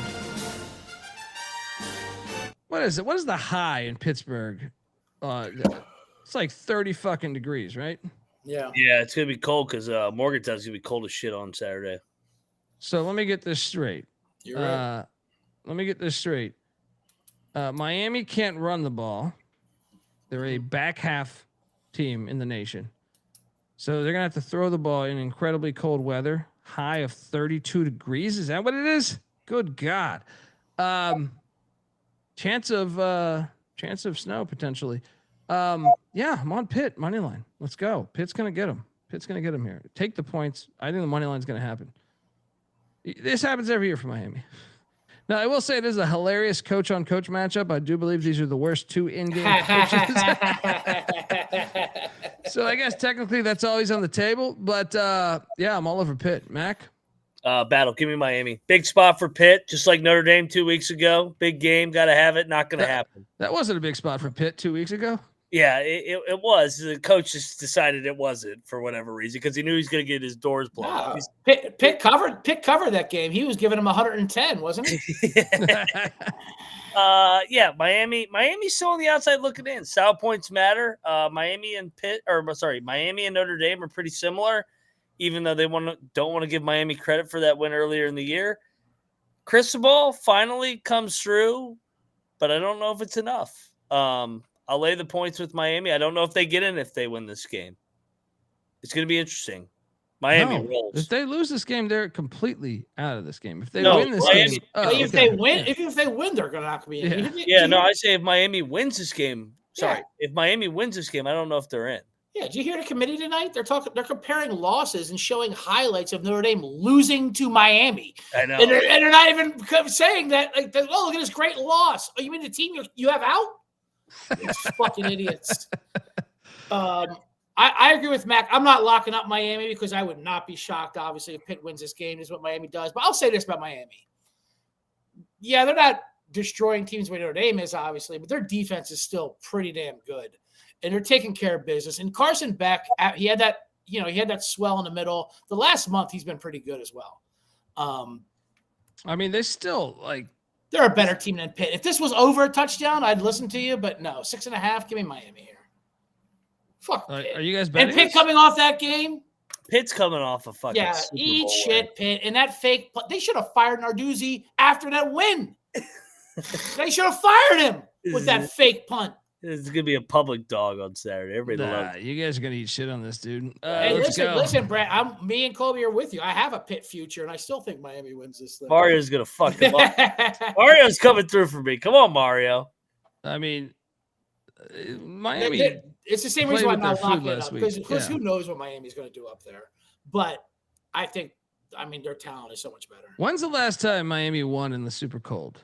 I want to know. Because it was cold last week. I don't think it was that cold. It was like 55, I think. But this is a rare case, too, where Max right there, they have that chip on their shoulder where they're being out and Notre Dame's, locking in a team that they beat, and they have a legit argument with that. So as long as they keep winning and winning with style, they'll have a good argument. Fuck Pitt. What are we talking about here? Yeah. Well, it's not like Pitt's not playing for anything. Pitt's got a chance to go to the ACC championship I didn't say they were playing for anything. They suck. Oh, you're fucking crazy. Dude. They win one game. Everybody wants to crown their ass. They suck. They're 1-3 against anybody with the pulse. Fuck number 22 in the nation. Number 22 in the nation. Yeah, number 22 in the nation. We'd be number 1 in the nation if we get to play that soft ass schedule. Eat shit, Pitt. Let's go, Canes. Shout out to Eric in the chat giving us $200. This is for the haters. UNLV going to win the Mountain West, he says. Hey, you gave us $200. Yes, go Rebs. I'll tell you what. We can be bought and sold here. UNLV did an old-fashioned face pissing on my face when I had Hawaii the other night. My God, what in the hell was that? They literally, remember that one year when they pissed on our face every single week, Colby? That's what that felt like. I couldn't believe the way UNLV trashed them. UNLV's about to tip off in basketball. They got Alabama here in about 5 minutes. Right. Well, I'll always root for UNLV basketball. That's go Vegas. There you go. Thank you, Eric. We got a battle. Thank Dundee you. on the Pitt Panthers. Hail to Pitt. Mac in the box on these Canes. Next up, we got Texas Tech and West Virginia. Oh, boy. Let's go to a real program now. Texas Tech laying 24.5. You're getting Rich Rod 2 weeks to prep for this game. I mean, when's the last time Texas Tech played in weather like this? Huh? That's what I want to know. Been a minute. What is their current like in this series? I mean, I know they got Neil Brown fired last year. Thank you, Texas Tech. They lost their last time in Morgantown. Prior to that, they had won 2. Those were in September, though. That's what I'm saying. It's like, when's the last time they played in something this cold? one of their Kansas games or something. I'm all over Dubby. Lock. Give me the points. Like, this is a terrible spot for Texas Tech. I know they still have to win. There is a scenario where they could get if Arizona State wins because of the tiebreaker there. But yeah. Too many points. It's gonna be cold as fuck. Your little air raid shit ain't gonna fly. Good old Morgantown, WP. I don't even need to ask this next guy. Oh, money line's live. We're live on the money line, dude. Like they're still playing hard for Rich Rod. Should have won in Tempe 2 weeks ago. Had won 2 in a row before that. Turned a corner. Scotty Fox season. Get ready to learn Scotty Fox, Lubbock. Let's go, baby. Ears, first half money line. Take the points. Sprinkle some on the full game money line. Let's ruin these Texas Tech money ball playoff odds. Plus 1,300 I see right now. What's 1,300? For the game for West Virginia. Oh, okay. What's Tech to ship the championship? The Natty we're talking, or the Big 12 championship? They're like 20-1, right? Yeah, I think so. They got to be lower than 20-1. I don't know. With one game left, that shit might have They changed. got like 8-1. Is there a way they missed the playoffs? 12-1. Yes. They're 12. They're 12-1 right now. Yeah. Yes. So They missed the playoffs if they lose this game. Well, if they lose this game, they're still in the Big 12 title game, though, right? Not necessarily, because Arizona State has the tiebreaker on them. If Arizona State beats Arizona, then they play BYU. Well, I think there's some other shit that needs to happen. Like, I think the Utah game matters, but there is a scenario here where I believe Texas Tech, because what is the standings right now? I thought Arizona State was very much, Arizona State's one game back, and they have the tiebreaker head-to-head against Texas Tech. So they could miss the Big 12 championship here. Okay. Now, all right, that would definitely keep them out. So if they lose to West Virginia, they're out. That's what you're telling me? Yeah. I mean, not necessarily, because if Arizona, they'll know if Arizona won or not. If Arizona wins, the Friday night game, Texas Tech is clinched. So if Arizona wins, as we predict, then Texas Tech can lose this game. Yes, because they know they're in the Big 12 championship. Yeah, I didn't even think about that part. Okay. Yeah, let's go Arizona. And then they just have to smoke BYU again in the Big 12 title game. But here's the thing: Texas Tech's still going to want to win this game because they want the bye week. Yeah, they might. There's a bye. They could get the bye. Right now, they're matched up against Tulane in the first round, which they'd be favored by 28. Maybe you want that too. I would say be favored by 28. Will be the head coach at Ole Miss by then. I know. Yeah. Either way, I think Arizona wins this game. So give me West Virginia plus 23. Yeah. They're not live in the money line, but lock it up. Let's go, baby. Cheers, Bears, Mountaineers. Triple lock on these Mountaineers here. So we get whoa. Triple lock. You'll always be home, sweet home to me. Good old Morgantown, WP. Shout out to Joseph giving us $2 in the chat. Appreciate you, Joseph. Also, shout out once again. We had we're rolling right here. Tribeca Capital coming in. National champs don't lose in the cold. Texas Tech is the play, he says, and he gives us another $100. Bet the Tech is with you, Tribeca. He's got that natty future. I have a future with Kramer that we free rolled. We have $1,000 future on them. I think at 28-1. So that's why I want to know the odds are now, because I just like CLV, even if they don't win. Justin, and I totally want an oil money. I totally want an oil money team just to win the national championship. Oh yeah, it's America, baby. Let's go. Yeah. All right. Fascinating game. Well, that it's funny knowing them. Like they still are going to want to win that game, I think, but it's just too many points. Yeah, right. I'll take the 23. Yeah, they're not. I don't think they're going to sleepwalk through the game. I just think West Virginia's turned a corner. Yeah, over the last month. They That turned weather. a corner. They're playing well. They turned a corner. They're gonna Everything, I said, Yeah. I'm coming And they're back. gonna- they're gonna Put turn- him right, and then we're going to they're head into next year. They turn turned a another corner, go back home with a goddamn whooping. They turned a corner into Steve's Taco Tuesday night, right? Or to your apartment, right? Ball State, what's he doing right now? Look at that. There we go, the Hitman Hart. Look Yes. live at the hot tub. It's going to be Yes. live once the Mountaineers win on the money line on Saturday. Yeah, money line. 13-1. I love it. Ball State is in Oxford, Ohio. Miami, Ohio needs to win this game. So implications on the line. Miami, Ohio laying 17.5 against Ball State. I'm taking the points. This is the wacky Mac. No bet though. Mac, what are you doing here? I feel like we should bet Ball State. I like taking these first-year head coaches at the end. I think these guys. And Miami, Ohio is a team that's just like they're like a defense team. Their offense is trash. They're in the hundreds.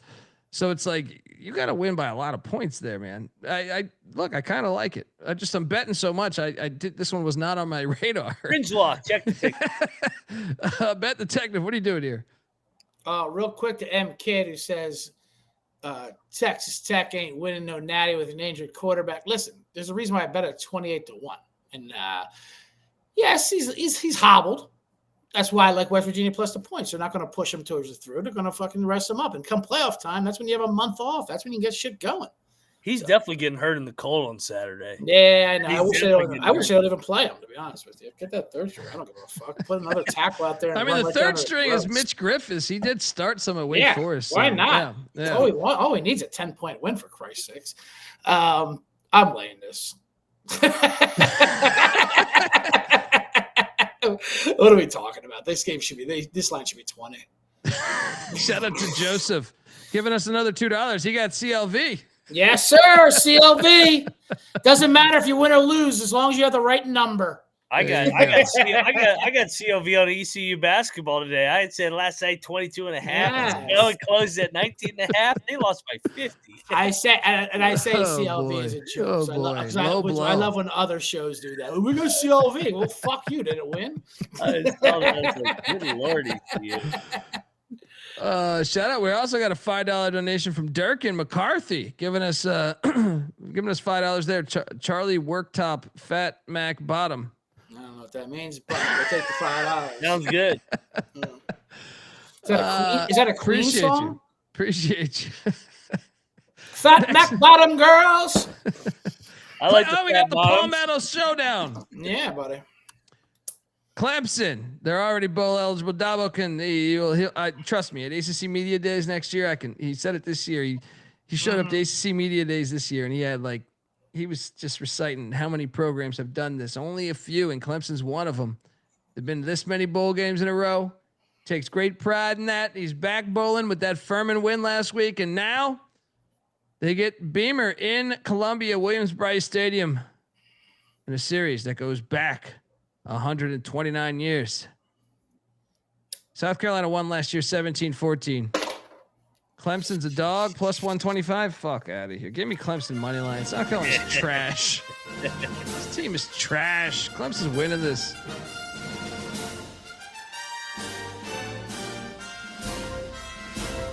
Mac? How happy is Dabo to be a dog this weekend? He's going to make us a dog. Are you kidding me? We're bowl eligible. Have you seen our resume the last 20 years? We're one of one programs. We beat Alabama times in the national championship, and they're going to make us a dog against South Carolina? No way. Clemson rolls. Let's go. I mean, remember that huge brawl like 20 years ago? There was like an awesome brawl. I love this game. There's a revenge off last year too. Yeah, that's the real thing. It's that, and look, Clemson's a senior-ridden team.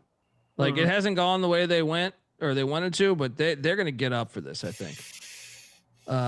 Yeah. Well, I will say this though, and I was on Clemson versus Louisville, and they kind of luck boxed that victory for sure. They are playing great. And I do love Dabo. And I like Dabo's back against the wall, me against the world bullshit. He loves it more than anything. But South Carolina firing Shula was a thing. I mean, obviously they should have won that fucking A&M game up 30-3. I hate Beamer, and I hate how he makes excuses for it. And he's talking about him being in the playoffs next year. Go fuck yourself, Beamer. Do the Bielma, right? Yeah, I know. He's the worst. But at the same time, I like South Carolina here. I'm not locking it. I like what they did, and I love Sellers. I mean, I don't know. I just think Clemson's not that good. I'll just say that. Neither is South Carolina, obviously. But I think their season changed a little bit once they fired Shula. Finally, it seemed like he was there for 5 years. He was there for 6 weeks. He was so bad, you know. But yeah, under a field goal, give me South Carolina here. No lock. All right, just a double lock on these Tigers between Mac and Dundee. Next up, we are going to the game in Ann Arbor, the big house. Yes, Ohio State, Michigan. Ohio State laying 9.5. It was 10.5 earlier today. Yeah. Well, the snow forecast changed everything, I think. Yeah, I mean, lock Michigan. Yeah. I feel, you know, more than a touchdown. Are you kidding? First off, they got to prove Ohio State is still not like a prolific rushing team. They're 56th in the nation. Michigan's a top 10 rushing attack. You're at home. This is the best defense they faced since what? Texas, right? This is since week 1. This is the best team they faced. Yeah. Michigan's currently what, like 16th or 17th, I think, in defense. All over Michigan. Sprinkle the money line again. I mean, they have to prove it to me. Like Ohio State had, like they're gonna get there. It might be this year, but they have to prove it to me. Michigan's been the tougher team between the line of scrimmage mentally also. So I mean, I have to take Michigan. Lock. Mac? Cosign. I mean, what's Ohio State's best win? Washington? Yeah, or Texas. I mean, yeah, if Texas played Washington, I think I'd probably take Washington, to tell you the truth.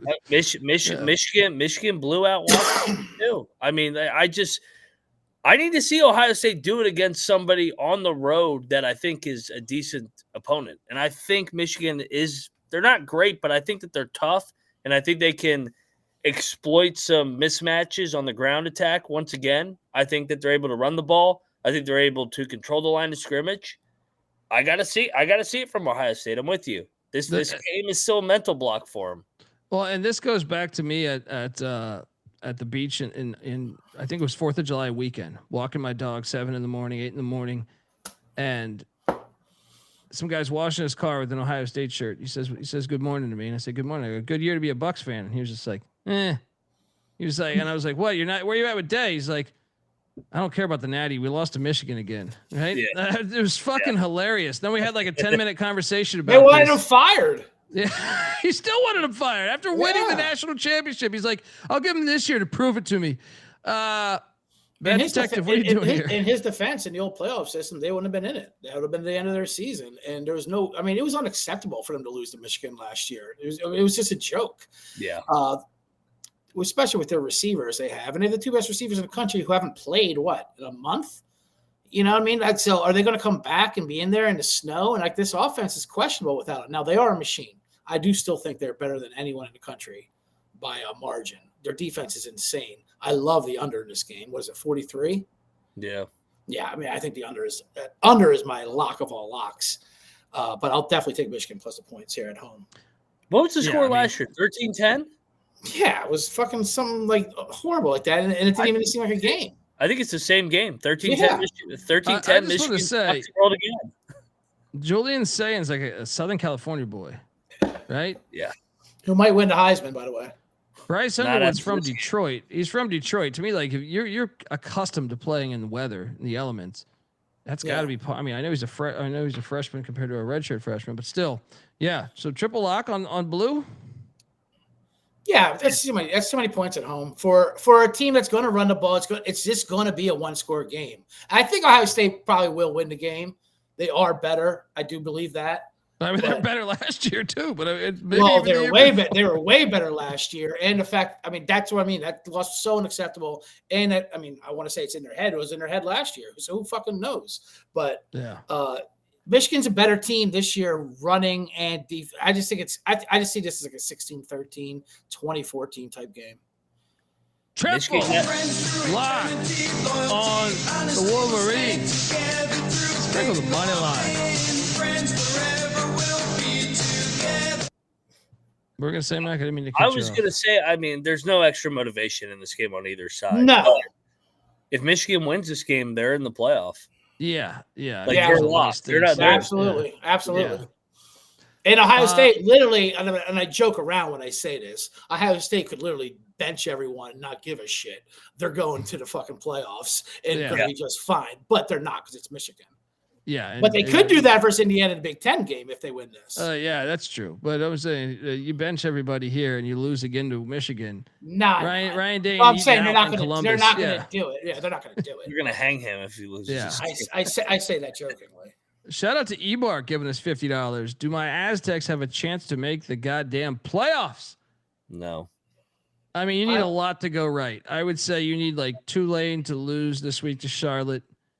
North Texas, hey, you got good news with Eric Morris. Memphis to beat Navy, and then I think you're in play at that point. Yeah, if San Diego State and New Mexico aren't they? I mean, they're not in the conference championship game. What do you mean? Like if San Diego State, he said the Aztecs. Does he mean San Diego State? Yeah, but I'm saying they have to get to the championship game. They can still miss the championship. But if they beat New Mexico, are they in the conference title game? Yes. Okay. Well, then they have a chance. Yeah, but they need the AAC is going to get the bid, I think, and they need chaos in the AAC. So they can win a conference championship with one loss. They're gonna keep San Diego State out. They're gonna because I don't know. Don't they have two losses? They have two losses. No, they have one loss. Yeah. Either way, I still think they're. I still think No, they have two losses. Yeah, didn't they lose to Hawaii and Washington State? They got drilled in both their losses too. They're not going to make it. They would have. This is what the scenario I think would have to be. JMU will get it over them. They're a one-loss conference team. That's what I meant to say. I don't know that JMU would. Maybe because I think the Mountain West strength of schedule is much better than the Sun Belts this year, but they need a lot of help. I just root against Navy, Tulane, North Texas this weekend. Also root against the teams right behind them in the AAC, which is like ECU and South Florida. So that's who you need to root against. Thanks for the donation. Also, damn, D Better's giving us $20. He says Ohio State's a lock and be waiting for their opponent in the playoffs. Let's see who shows up. Oh boy, let's go. D Better's hooking us up. He's a Buckeye through and through, man. You know, he's got to represent. Where are we at here on the slate, man? Man, we just I got to catch up to these donations. Where the fuck's our producer again this week? $20. Kevin giving us don't listen to Durkin. Fat Mac always on top. Appreciate you, Kevin. Ty Duck fan also. Colby, did you see Mateo ball out against USC? No way we lose to Washington this weekend. You did ball out. You did ball out against USC. That was a great. I actually watched it again the other day. Yeah, I know. I can't believe they didn't backdoor that. By the way. Yeah. Next up, appreciate everyone there hooking us up. Houston, Baylor, man. Houston couldn't miss. They couldn't make a field goal, or this game would have Big 12 implications. Meanwhile, on the other side, Baylor doubling down or tripling down on Dave Aranda. He's back next year. Baylor's laying 2.5. Fuck out of here. Give me Houston. No bet. What are you doing here, Mac? That was such a devastating loss for Houston this week, though. But Baylor 5-6. Do they even want to go to a bowl game? You want the month of practice. You do. Do the players want to go to a bowl game? I don't know. Is Aranda a player's coach? I'm not sure. They have kind of just fucking quit. I don't see them getting up here. I like Willie Fritz. I still think they're fighting for him. Houston's a fringe lock. I think they bounce back, man. They've stumbled down the stretch, but I trust his culture, and they're better on the road than at home as well. Yeah, I'm not locking this, but Bet Detective, what are you doing here? No, I'm taking Baylor. I don't know how Houston gets off the mat after last week. That was devastating, missing that field goal and just the whole thing. I know it's a rivalry. It's great. Give me Baylor and Waco just to win outright. Yeah. Next up, we have. I'm trying to do the math on this shit too. We have my East Carolina Pirates. Are you gonna get off the mat here? I don't know, man. This is a tricky spot. I will say this, It's a Mac tricky in our spot. Mac in the box text. Mac was saying, I'm looking for alt lines last week on UTSA versus ECU. I mean, And I knew that shit was terrible. I mean, I knew you did. I saw it in your face. I go, he Yeah. knows it. He's just hiding it. He's got to do the stick, man. It's like me with Pitt at West Virginia. You can't. First of all, that squad in the dome is just unbelievable. Oh my God. You can't fuck with them in the dome. Wait till we get to that. But anyway, yeah, versus the Owls here. Let's go, ECU. Bounce back. Come on, boys. And I will say, ECU can still get to the AAC championship. Okay. So they are still playing for something here. What's this number? 7. Yeah. 7? 6. I see 6.5 right now. Yeah, I'm sure you do.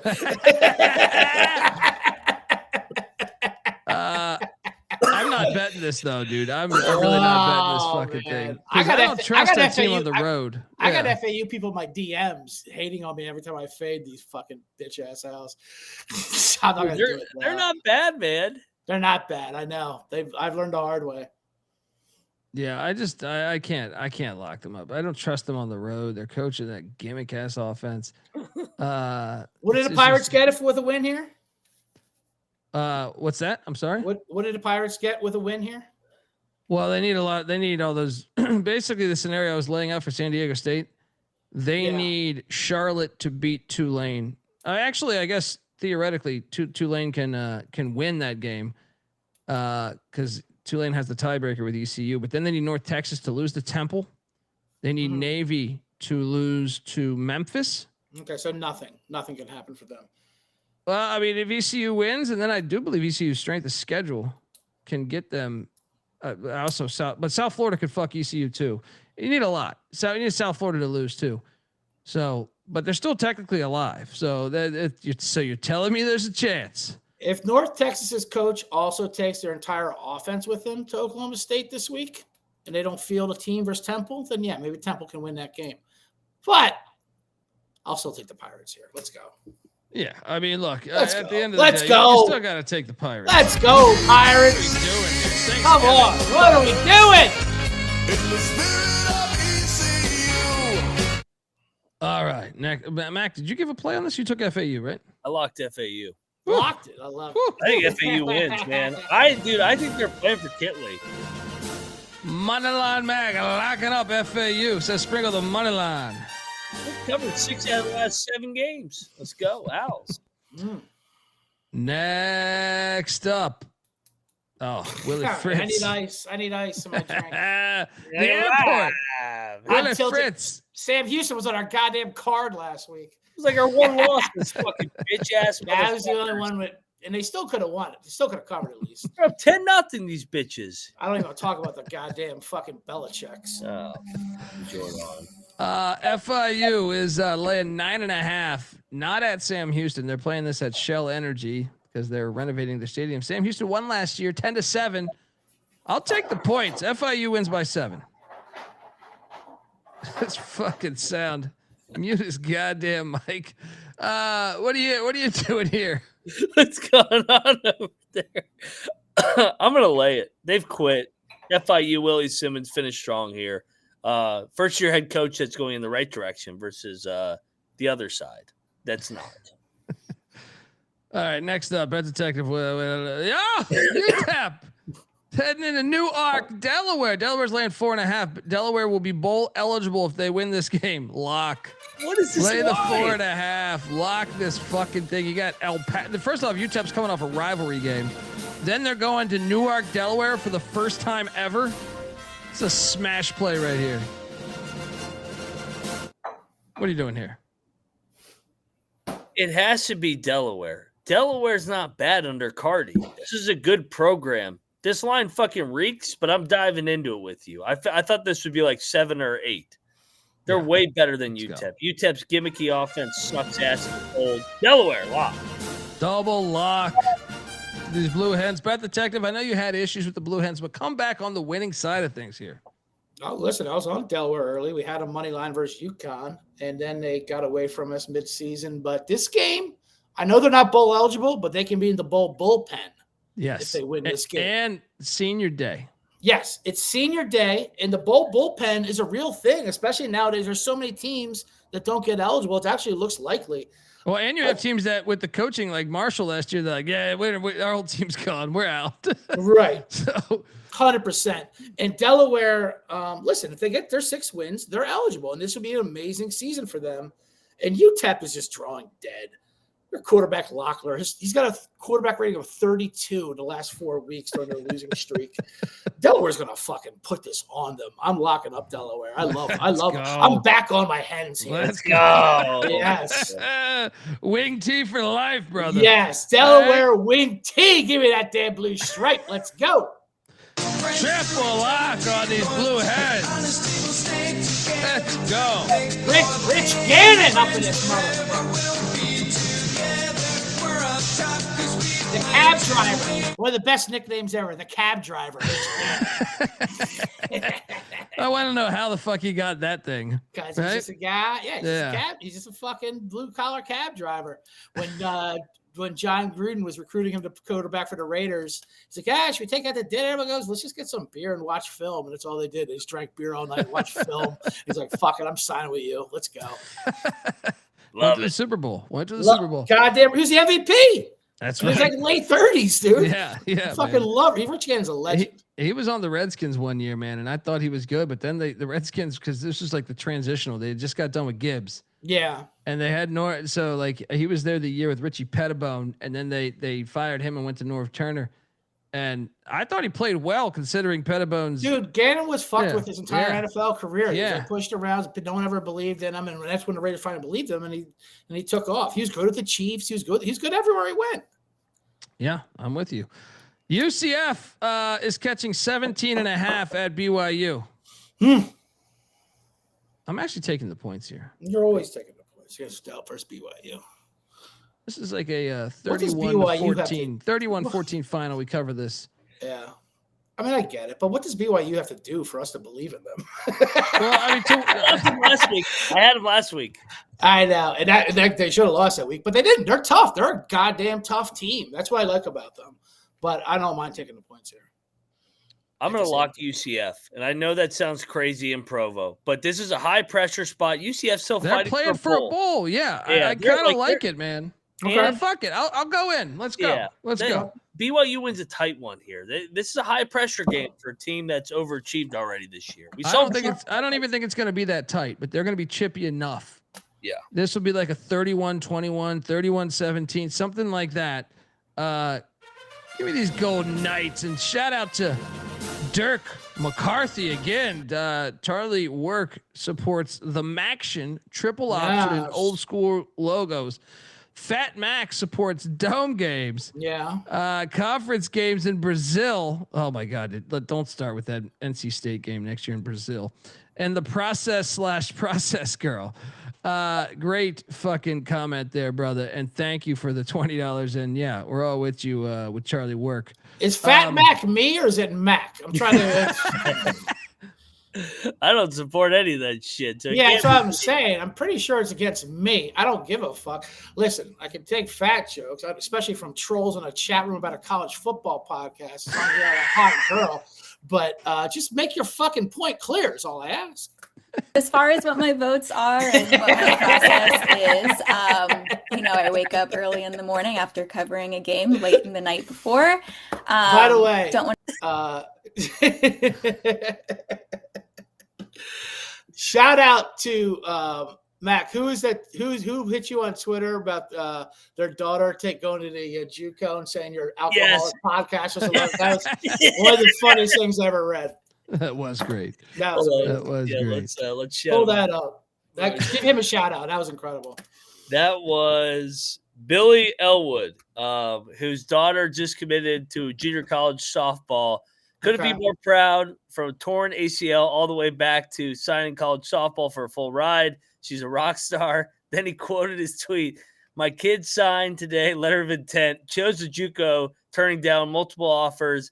As she signed, she smiled and looked back and said, Dad, your drunk podcasters would be proud. I'm not going TMZ. Oh my God.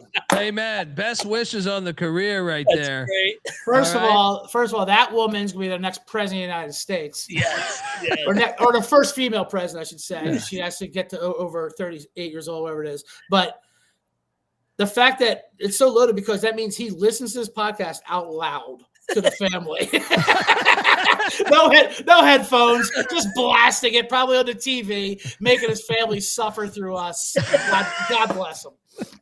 God bless her for being amazing. Congrats and cheers to you and Thanksgiving to your family, brother. Yeah, definitely. Happy she's Thanksgiving. The next Jenny Finch. I love her. Let's go. Next up, Georgia Southern, Marshall, bowl game on the line. I think if Marshall wins this game, you might see Clay Helton fired there at Georgia Southern. I think if Georgia Southern wins this game, interesting, he might get another year because they'll be going to the Bahamas Bowl or some shit. Marshall's laying 8.5. What's the weather in Huntington? Well, it's cold in West Virginia. It's cold in Penn. It's gonna be cold. Is Huntington colder than Morgantown traditionally? Say that again. Is Huntington colder than Morgantown traditionally? Is like no, it's in the southern part of the state, but it's still cold as fuck. I mean, yeah, it's still cold. There's some skyscrapers stopping the wind in West Virginia. They're both cold. I'm on Marshall. They are both actually. We're gonna watch this. This is gonna be cold. They've already quit on Clay Helton. Like Marshall's playing for a bowl game with Gibby year one.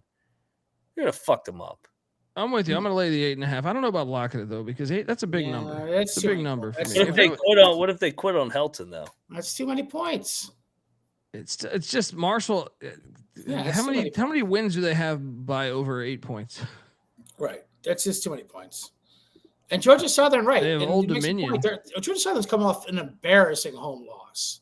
I think they're going to show up for this game. I think Marshall's going to win the game. I think Marshall wins too. You're going to give me 8.5. You said they beat ODU at home by 24. I'll lay it, but I'm not locking it. I'm not locking it. One of the weirdest box scores ever of the year was that game. That was. This is the end of Clay Helton. This is the final game. Yeah, they're going to bury him. Myron Kidd, great point. Why the fuck does WVU and Marshall don't play each other anymore? Because they won't come to Morgantown, those idiots. They're fucking 0-12. Two sides to every story, Bet Detective, isn't there? Yeah, I don't know about that. What's their overall record in the series? Over. I haven't respected them since Bobby Bowden left that franchise. They didn't beat us before the plane crash or after the plane crash. Whoa, watch yourself. I got a lot of heat for that. Too soon. Joseph, that's what I'm saying. You gotta wait. It's like the JFK files. You gotta wait 100 years. I'm fucking kidding. Someone dies today. I make a joke about him yesterday. I'm joking. Point. No, I know you're joking. Yeah, too. I would never. I'm saying I'm the one who started this whole Marshall campaign all season.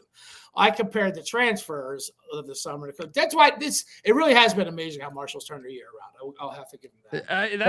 That's why I want to pick them. I think the momentum is going one direction. Though. Yeah, I mean I can see that. That's why I'm not locking it. Max, lock it up. Marshall rolling with the herd. Yeah. Some say the last national champions, by the way. Yeah, he's probably got some barfly that lives down there, and his new fucking he's got a condo down there. He's fucking hits on the weekends. I put on a green shirt. That Patty's is a good spot down there at all the things. You're looking live. You're alive, Fat Daddy. Fat Mac Daddy. This is where I remind the chat that Marshall's won a national championship in football more recently than West Virginia. Yes, sir. There you go. There you go.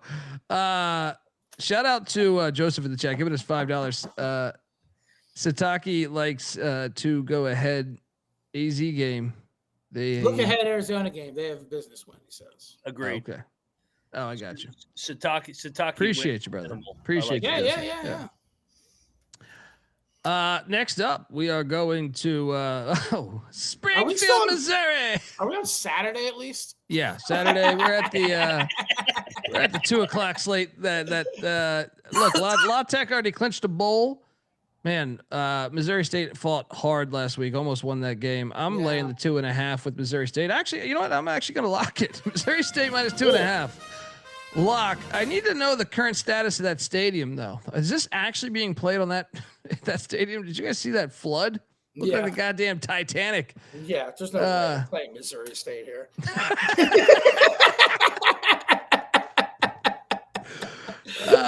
La Tech's a terrible road team, man. They can't do anything on the road. No, but you're right. Missouri State plowed all out. Their field is flooded. I mean, literally. Pull the plug before you get electrocuted down there. La Tech wins this outright. I mean, this is an battle. You don't understand. That's part of the handicap. Your speed with the little lock me up. The grass is frozen. Lock me up, La Tech. All right, we got a battle. Mac, where you at?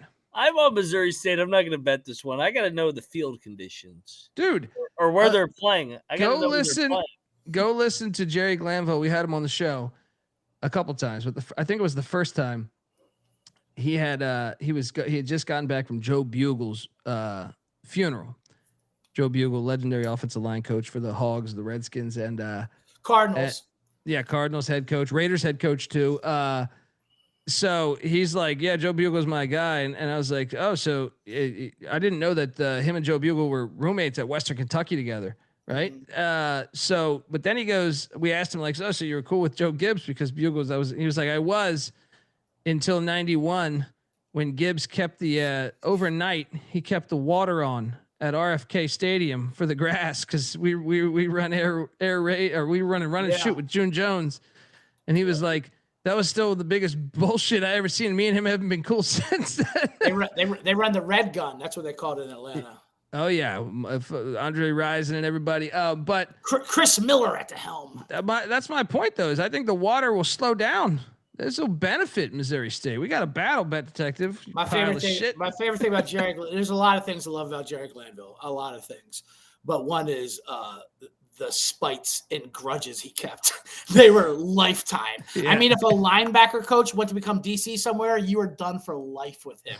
He fucking hated He was out on, actually, that's what's great is having June Jones on the show. They hadn't spoken years because June Jones accepted the interim gig. The interim gig. And then that's June such an Jones old school way of thinking. But battle. Dundee on Missouri State. Bet detective on La Tech.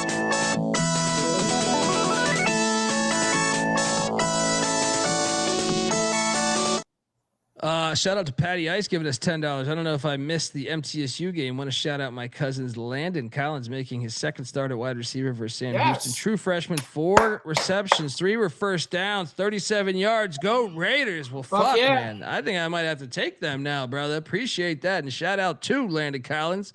Get yours, brother. Get yours. Landon Collins on an underdog prop if I can. If I can get him a little over. Let's go. Over 1.5 receptions. Let's go, Landon Collins. Yes. And shout out to Kevin in the chat. Give us $20. Durkin is full of shit. Use his donations towards St. Jude because his bets suck. He nuked Boise State and Arizona rivalry week is here. Let's win some money. There we go. I like anything that starts with Durkin is full of shit. I think the Durkin guys in the chat, so they're having a rivalry. Yeah. That's great. That's great. Chat rivalry. You're looking live. Oh boy. Yes. Let's go. Next up, we have the tops of Western Kentucky against Jackson. This winner goes to the CUSA Championship. Great game. Love this game. Tops are laying 2.5. Yeah. No way. Nope. No way. I'm with you, Bet Detective. Jacksonville State. Jacksonville State. Charles Kelly. At home. I'm with you. Jack State. Lock up Jacksonville State. They're going to run. They're going to run. Great game. Great game. Stop them. They're the better team. I love it. Triple lock on his cock.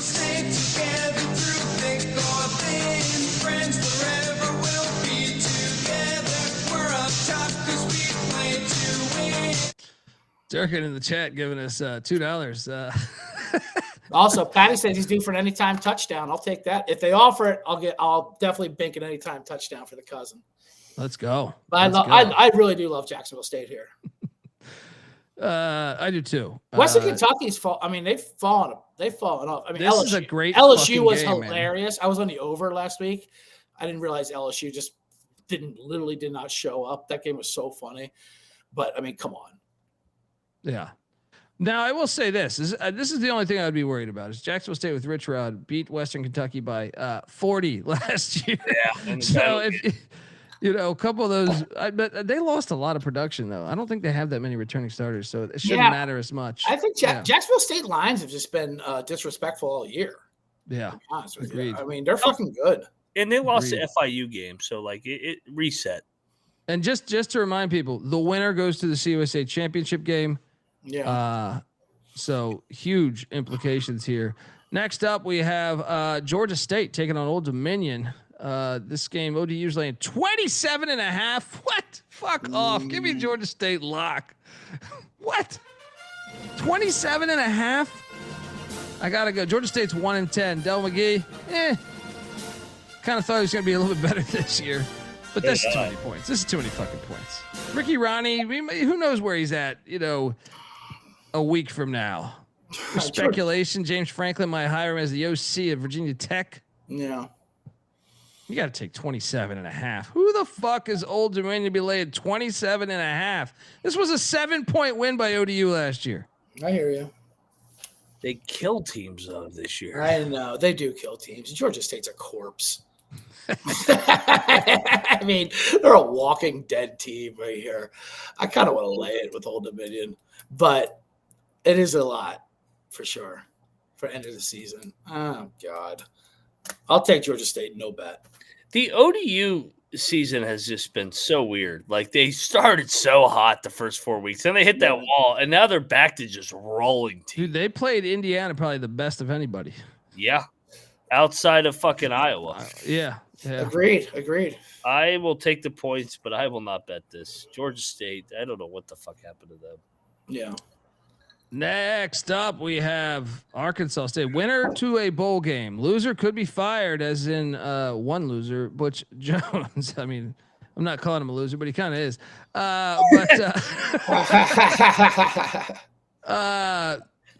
Dow Loggins, year one. I cashed my over last week, 4.5 wins. It was a little sweatier than I thought it was going to be, considering they were 4-2 at one point. App State's laying 2.5. I'm going back to the well. Lock up App State minus 2.5. They're going bowling in year one under Dow Loggins. Let's go. High of 34 on Saturday, by the way, in Boone. Mac, what are you doing here? Yeah, the same handicap I had for Clay Helton, I think is for the same for Butch Jones here. I'll take App State, first-year head coach fighting for a bowl game. Just like Marshall with Gibby. App State rolls, and I think Arkansas State job is open on Monday. Bet detective? I'm on the wrong side with both these teams every week. Like, the fact they're playing each other is a nightmare for me. This was 3.5. So there's Arkansas State money coming in. I don't know if App State rolls, but I'll take App State. No lock. Double lock on App State between Dundee and Mac. All right, this next one's interesting because Bet Detective, your boy from Camden, New Jersey, got in front of the mic last week and said that was humbling. That was humbling, and we will rediscover. We'll learn from this and rediscover who we are. I don't know what the fuck he was saying, but good Lord. We got a rivalry game. 101 years these fools have been playing. Boston College heading up to that filthy Carrier Dome. BC laying 3.5 on the road. Give me Fran Brown and Q's to right their wrongs. No bet. Mac, what are you doing here? How the hell is how does a 1-10 team lay points on the road in their final game? This is good, dude. I'll lock up Boston College. Syracuse is fucking quit. At least BC, the last couple weeks, has showed a little bit of a pulse. A little bit. And they're off the bye week. They're the more rested team. They have. Like, I'm all BC. They're going to get win number 2. Good for Billy O.B. He'll be riding high. Take that, Trevor. Oh, he's on the hot seat next year after this year. I tell you that. Trevor. He's gonna win. They win the first one. They're gonna win the last one. Let's go. Monette, Lod, Mac, lock it up. BC. I'm on cues. Fran's he's gonna get through to his team. Bet Detective, what are you doing here? Listen, I hate Jim O'Brien. I love Fran Brown. I'll never say a bad word about him. But he has a lacrosse player at quarterback. He is horrible. They were down 21-0 before they even touched the fucking ball last week. Yeah, BC almost beat Georgia Tech for Christ's sakes. I took BC. That was my pick that you ridiculed. And you ridiculed me when I told us SMU was going to smack the shit out of them, and they did. So I don't want to hear any of that nonsense. BC covered against Notre Dame too, though. That said, Boston College wins this. Lock it up. I mean, it's not that Houston's quit. They just can't do it with this guy at quarterback. I mean, they're inept because, you know why? Their offense is built. And I had Cuse money line when they beat Clemson earlier in the year when they had their quarterback because they do that vertical passing. And without that, they are nothing. They're literally nothing out there.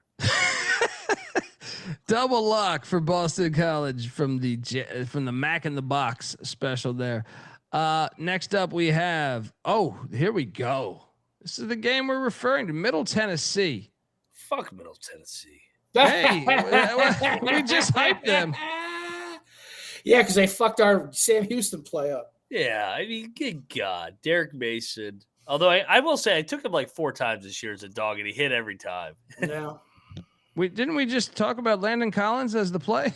They've turned their season around too. Not turned their season around, but they were one of the worst teams in football. They're not anymore. Who you played here?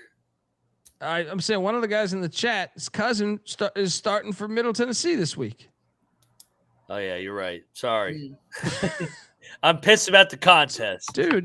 This is an MTSU play. New Mexico State just won the Battle of I-10. Give me the points in Middle Tennessee, but I will not bet this. he sounded so convinced. He goes, "I will take Middle Tennessee." And if it hits, he's going to talk about how much he touted and what he said. You're going to give that out on the situational spot. It depends what show he's on. Yeah, he might be on Prize Picks. He might be on fucking betus.org. Pornhub. Yeah, take Middle Tennessee in the points. Hey, whatever's giving me the spotlight. Let's go. All right, Middle Tennessee plus the points plus 150 money line. No lock.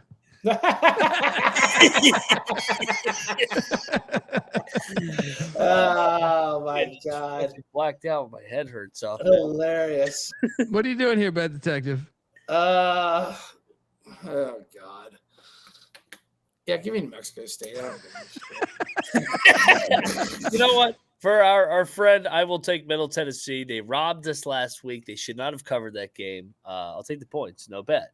Yeah, no bet. No goddamn bet. Shout out to Kevin giving us $5. Durkin nuked UVA after I told him I got dumped by a Virginia Tech girl. Yes. Fuck that chick. You're better without her. Goddamn right. Yeah. Look at Mac. He's living like a lie. Yeah, you're looking live at the fucking dream life. Like a lie. Next up, we got ULM, Louisiana, the Battle of the Bayou. Love this game. What happened to ULM this year, man? They were rolling at one point. I know, Vincent. Well, he's going to be athletic director, so like he's sidetracked. He's got to be coach and AD. Louisiana's playing for a bowl game here. They're laying 9.5. Too many points. Give me ULM to stay within the number. Louisiana wins though and does go bowling, and Michael Desmareau can exhale because he's back next year. Mac, what are you doing here? I feel like they really want him to get to a bowl too. Like, yeah, this is one of he their played own. there. He played there too. Yeah, yeah, he's one of their own. He played there.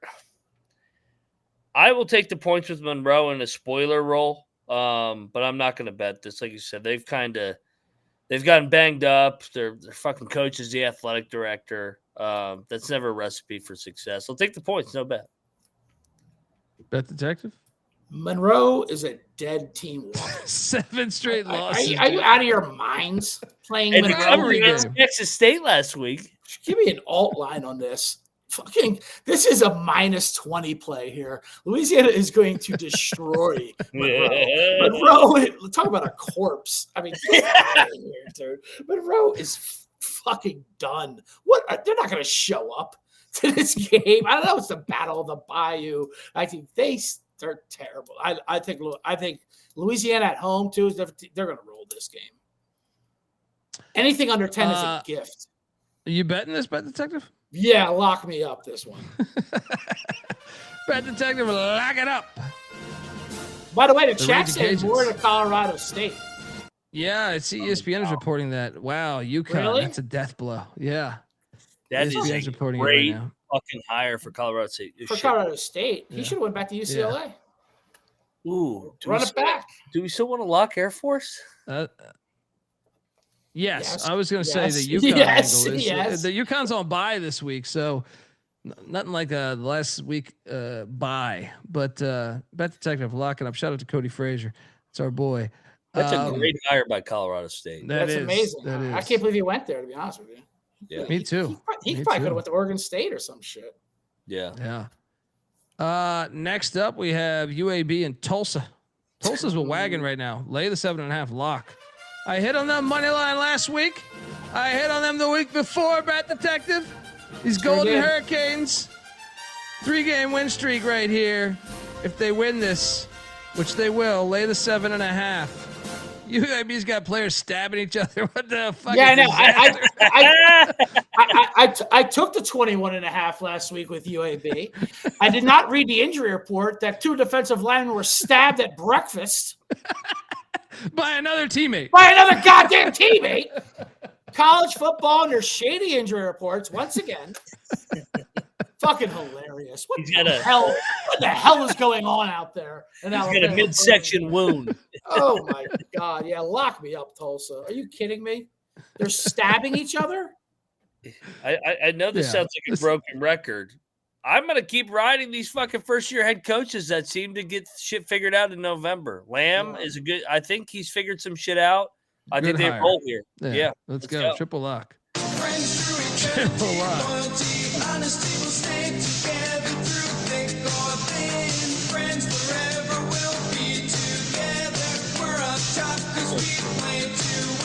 Shout out to Tribeca Capital. Yes, Dundee and Tribeca teams. Temple and Tulsa. They've been darlings all year for us, man. Let's go. Next up, South Alabama, Texas State. Texas State laying 9.5. Texas State is playing for a bowl.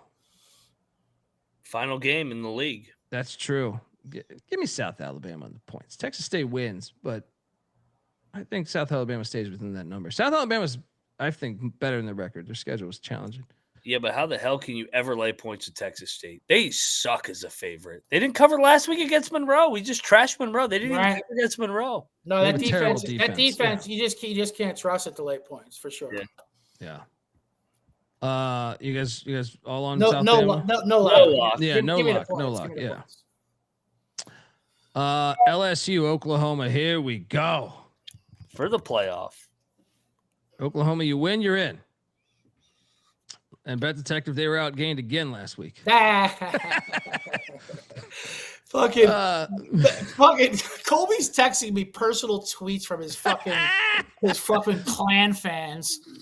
You're the only guy who gets it, man. That defensive line did it, man. No fucking yards. That was the handicap. They'll do it again tomorrow. I hope they meet in the playoffs. They'll do it again. Do it again. My argument even was that, hey, Alabama outgained by yards. My argument was you use yardage all the time as an equivalent of who outplayed it. But for that game, nope. Nothing to do with it. Exactly what I said. 85-yard pick six because of their D line. I stated this. You're picking and choosing. Well, of course I am, but at the same time, no, I do think the game script matters. Like Oklahoma, that's how they win. Is like you get a 10-point lead, they milk the fucking clock, especially when they have a 90-yard interception return for a touchdown. You know what I mean? Like that. I never said Oklahoma should not have won the game, but the handicap was, yes, Alabama's one-dimensional, which is weird. They can throw the ball. And they're not physical either, dude. They're not a physical team, so it's like, My thing was McIntyre isn't healthy. and he hasn't been since that injury, and they had no offense, but they got gifted a couple plays, and it was a great win. It's awesome. They should make the playoffs. Yeah. But in LSU, what the hell? What the hell is? I'm going to take the point. It's too many points, though. I don't think Oklahoma. What is this number? 10.5. Yeah, it's a lot. LSU's live, dude. I mean, I don't think Oklahoma will probably win the game, but give me 10.5. No, I'm not laying 10.5 of that offense. Yeah, lock. Mac, I love LSU. With that offense, they hit one big play against Missouri. Outside of that offense sucked last week. Right. I think if LSU can just get up a little bit early, maybe go up a touchdown, put some pressure on Oklahoma. They got to have the game. If they lose the game, they're out of the playoffs. If they win, they're in. I think those fucking assholes pucker up if LSU can jump on them. Give me LSU in the points. Got nothing to lose here. Do we got a triple lock here, Brett? Yeah, because they're going to empty the sink, and they obviously took last week as a bye. I cashed on Western Kentucky. You're welcome. Congratulations. But 10.5 with this. With listen, I like McIntyre, but he's just not the same quarterback right now. Triple lock. We Tigers on this show.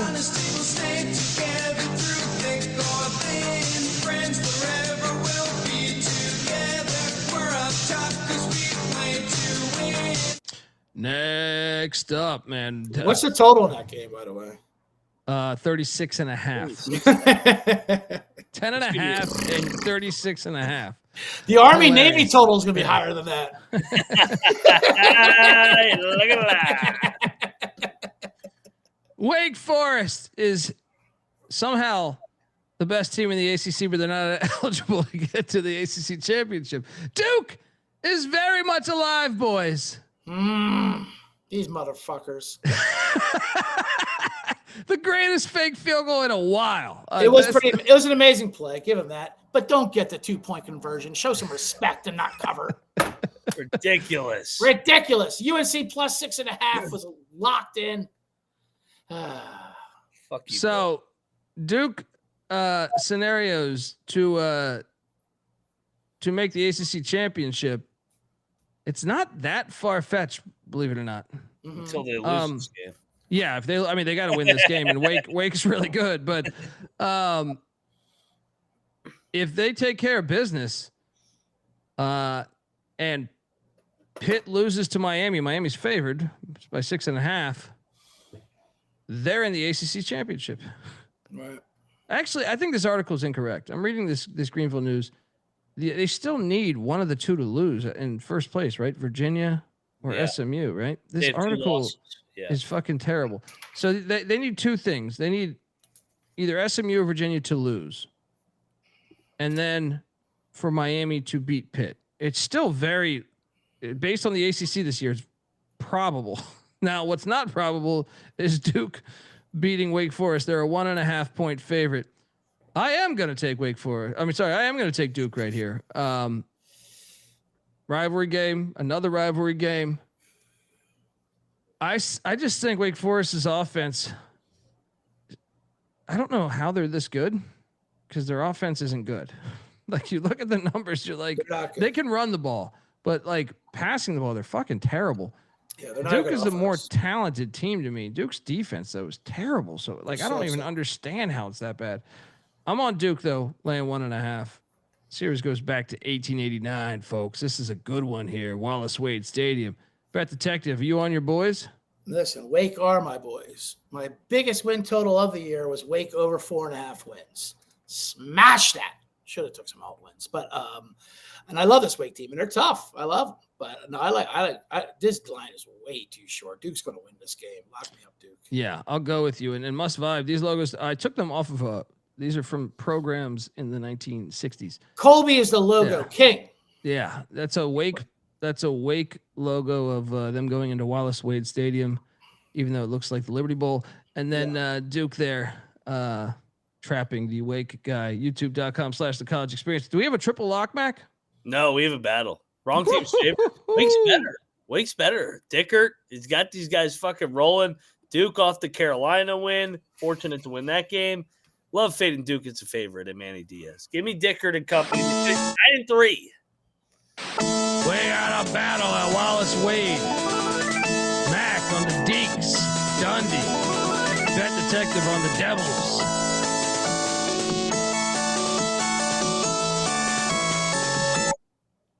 Next up, we got the border war here. Border battle, to quote the great Patty C. Missouri, Arkansas. Missouri hasn't beat a team with a win yet, with a winning record all year, and here they are going to go 8-4. Is this the one Petrino gets? Yeah, you know what? Give me Road Rash face plus 120 on the money line. This is his senior day. This no is bet. This is the final. This is the final game of Petrino. They've covered a shitload of games. They never have been able to get across finish line. They're getting across here. They're beating Missouri. Lock Arkansas. I don't know how you're locking this one. It's his final game. He's going to go out a winner. They're going to carry him off. I wouldn't describe Bobby Petrino as a player's coach. They have played hard. They played hard for him. They played He's a hard lot of things. He's a lot of things, but I don't know if it's a player's coach. Yeah. Hey, here, dear players, that's how he started his letter to the Atlanta Falcons. Dear players, I'm fucking out of here. You know they're going to win this one. They're going to win one. They do got to win one, right? They have And to win this game one does matter. The This fans is will his show up senior here. day. The fans will show up here. Yeah. Senior day. This is his senior day, not theirs. His. No. You're right. I mean, Arkansas's numbers are amazing. How many games they've covered and not won and blown at the end. And there is something to it. And Missouri just had that big game last week, kind of a body blow game. I like Arkansas here too, but I'm not locking them. Yeah. It's a back-to-back road spot for Missouri and Drinkowitz. He's fucking with other jobs. Drinkowitz going to be the next Florida head coach. Right? Oh, yeah. Woo, big suey. They're going to blow them out, actually. They're going to fuck them up. They're going to score 50. Moneyline Mac locking up the Razorbacks. Chat's talking about shout out to Joseph giving us $2. Wake's quarterback fine. Well, I mean, Wake's like from an injury standpoint or in general, they've been pretty shitty this year, you know, including the game I was at when I saw them live. Robbie Ashford, the Auburn / South Carolina transfer, has been the guy a little bit. They also have the Charlotte transfer. Why am I drawing a blank on his name right now? He was at Florida. I'm drawing a blank on his name, but I think Ashford's getting the start, especially being the final game of the year. So yeah. Next up, we have Penn State heading to Rutgers. Winner is bowling. Oh, my God. This is a game. Penn State's laying 13.5. Get this shit out of here. Give me Rutgers plus 13.5. We'll just walk into Shy Stadium, start pushing these Scarlet Knights around, Bet Detective. You know?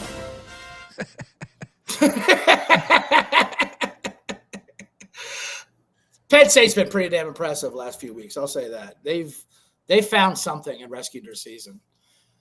Rutgers is still the worst defense in the country, which gives me the red flags about Ohio State, to be honest with you, that they couldn't really roll it up on them. All right, I'll take Rutgers, but I'm not betting this thing. This is it. Come on, man. This is the golden Guido for a bowl game. He loves the bowl game. He fucking takes pride. And he's a former Penn State guy. Oh, dude. This is the perfect ending to a miserable Penn State season. Yeah, it's a good spot for Rutgers. I'll give him Rutgers money line. Let's go. Let's go get Feliciano. Double lock on his Scarlet Knights. Let's go, Guido. Next up, Cincinnati's at TCU. We gotta take TCU. TCU's laid 4.5 lock. Cincinnati. Have they been a good team all year? I was thinking about this. Nope. Satterfield sucks again. He won 7 games without beating a team. Did they have a win? Iowa State when they didn't have 2 corners. They're starting 2 corners and both kickers. They had to go for every 4th down. Yeah. That's the only win against a team with a winning record. And they still almost lost that game. Yeah. Guys, we got to lock up TCU here. Yeah, Are we on this? Yeah, and that was a devastating loss for Cincinnati last week. I mean, and the game they could have had, obviously. Their kicker missed fucking like 3 field goals, and that place is rowdy. It was all hyped up. This is a complete letdown spot. Lock me up, TCU here. Yeah, I mean, worthy. Yeah, Yeah. This is a blowout. Yeah. Triple lock, TCU.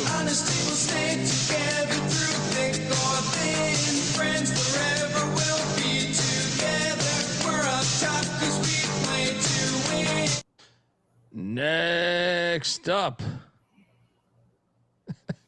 Patty Ice. Max taking strays. What's going on here? Mac, I caught up on the show. Now, fuck you. Fuck you.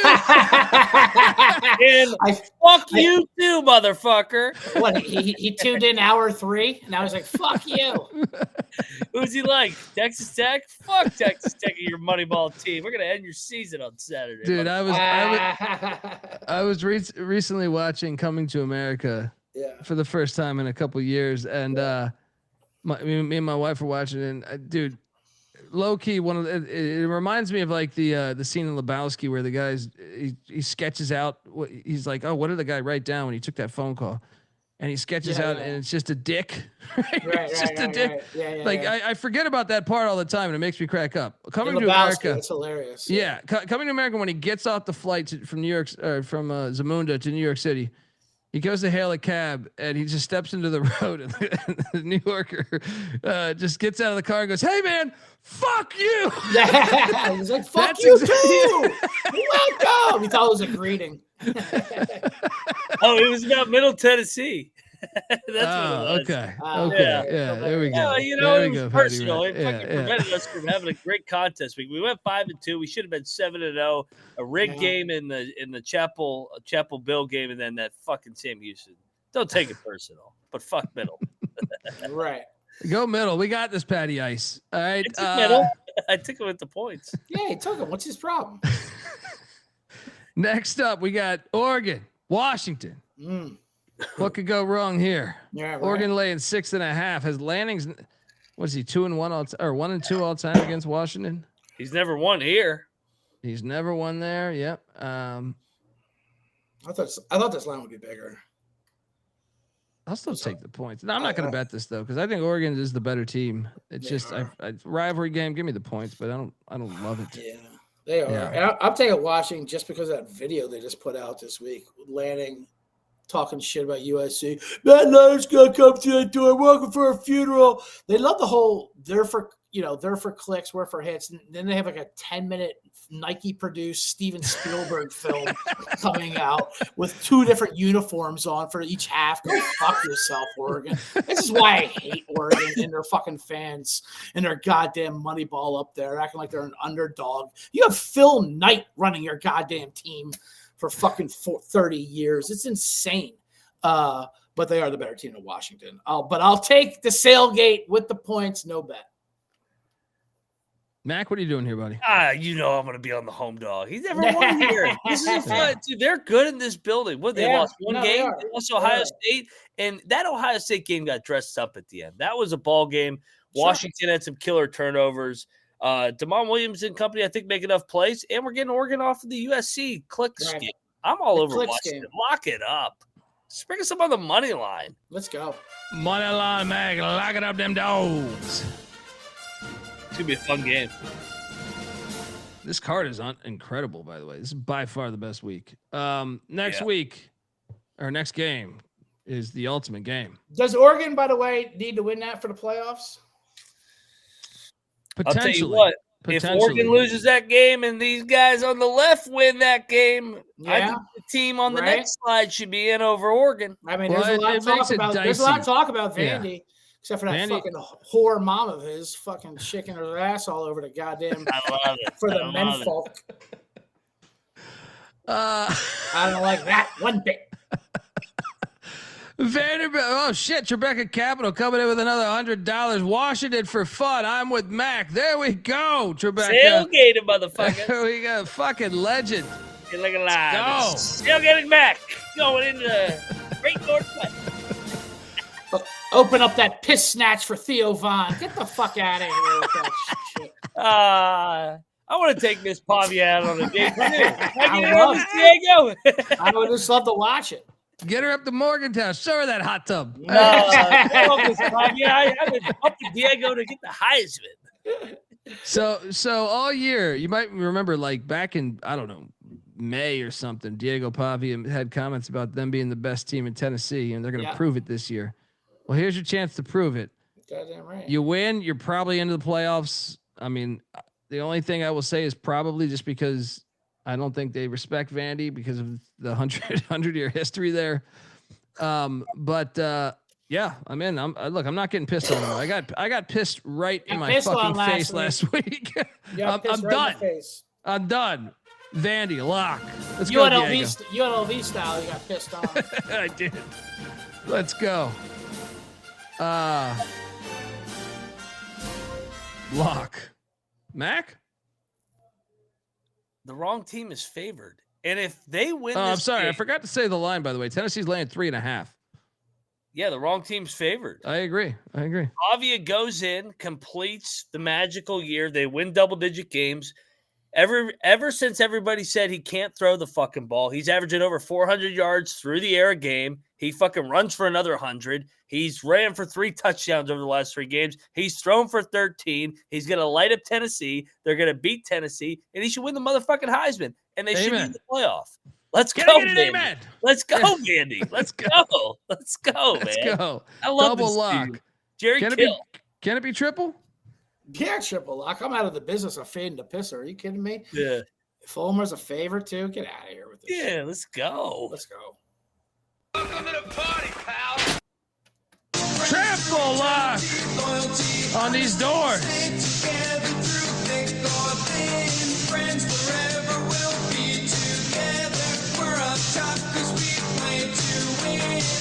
I Bet will say real detective? quick, What's that? if they leave them out, if they go 10-2 and their only losses are at Texas and at Alabama and they leave them out, that is the most sideways corrupt shit. You can't say the SEC is the best league and leave them out at 10-2 with the only 2 losses being at Texas and Alabama. Right.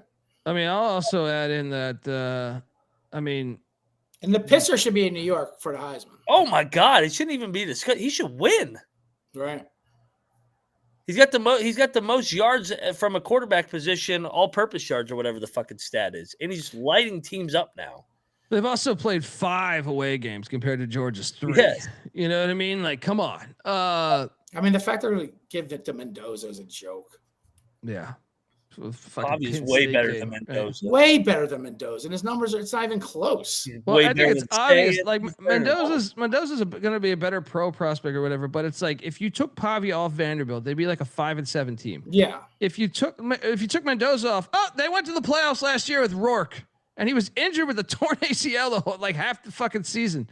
Right? They still went to the playoffs. Yeah. The only one I'd even take over the pisser for Heisman is Jeremiah Love. Other than that, don't give me Mendoza. Don't give me fucking Ohio State's bullshit quarterback. Those are the 2 best players in college football by far. Yeah. And Pavia, like they said, the numbers matter. Pavia has better numbers than them now. Right. Oh, he's way better than everybody up now. It's like, what's this guy got to do to win the Heisman? I He know. can win the Heisman. I just want people to go back 4 years. You'll see me all over them. New Mexico State. That was my lock when Jerry Kill went year 1. Yeah. Pavia was their guy. He didn't start this. He came in, I think, the second or the opening game.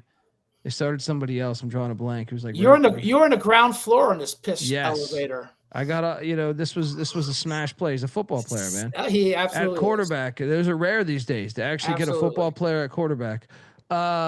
Next up, we have Wisconsin, Minnesota. Bet detective, this is your game. This is For what golden Pump bronze Onions. bullshit is this thing for? The axe. Is this for the axe? This is for the Pump Onion. This is legit. Yeah, this is. I'll a great say, one. but the Pump Onion axe is legit. I'm not gonna hate on Wisconsin Minnesota rivalry. It's good. Has Wisconsin turned a corner because They Luke stopped Fickell's throwing the coming ball. back. They stopped throwing the ball. They have stopped throwing the ball, and if now Luke Fickell's coming back, they probably told him just stop throwing the goddamn ball. You're fucking dairy rate. Barry Alvarez paged in a phone call and was like, "Stop that shit. Just go back to." And look, I had Jason Ack on the show this past summer, the New Mexico head coach. He played offensive line for Wisconsin. He was even calling it out. He's saying, "Man, they're getting away from what the fuck that we are." Yeah, of course. Right. Minnesota's lay 1.5, and having said all that, I will lay 1.5 with Minnesota because I think Fleck is built to stop them essentially. Like they're going to have to throw the ball a little bit, and they can't. They're the second worst team in the nation throwing the ball. Oh, boy. So give me the Gophs. No, I'm close to pulling the trigger on this though. Yeah, you know what? Fuck it. Give me Minnesota laying 1.5.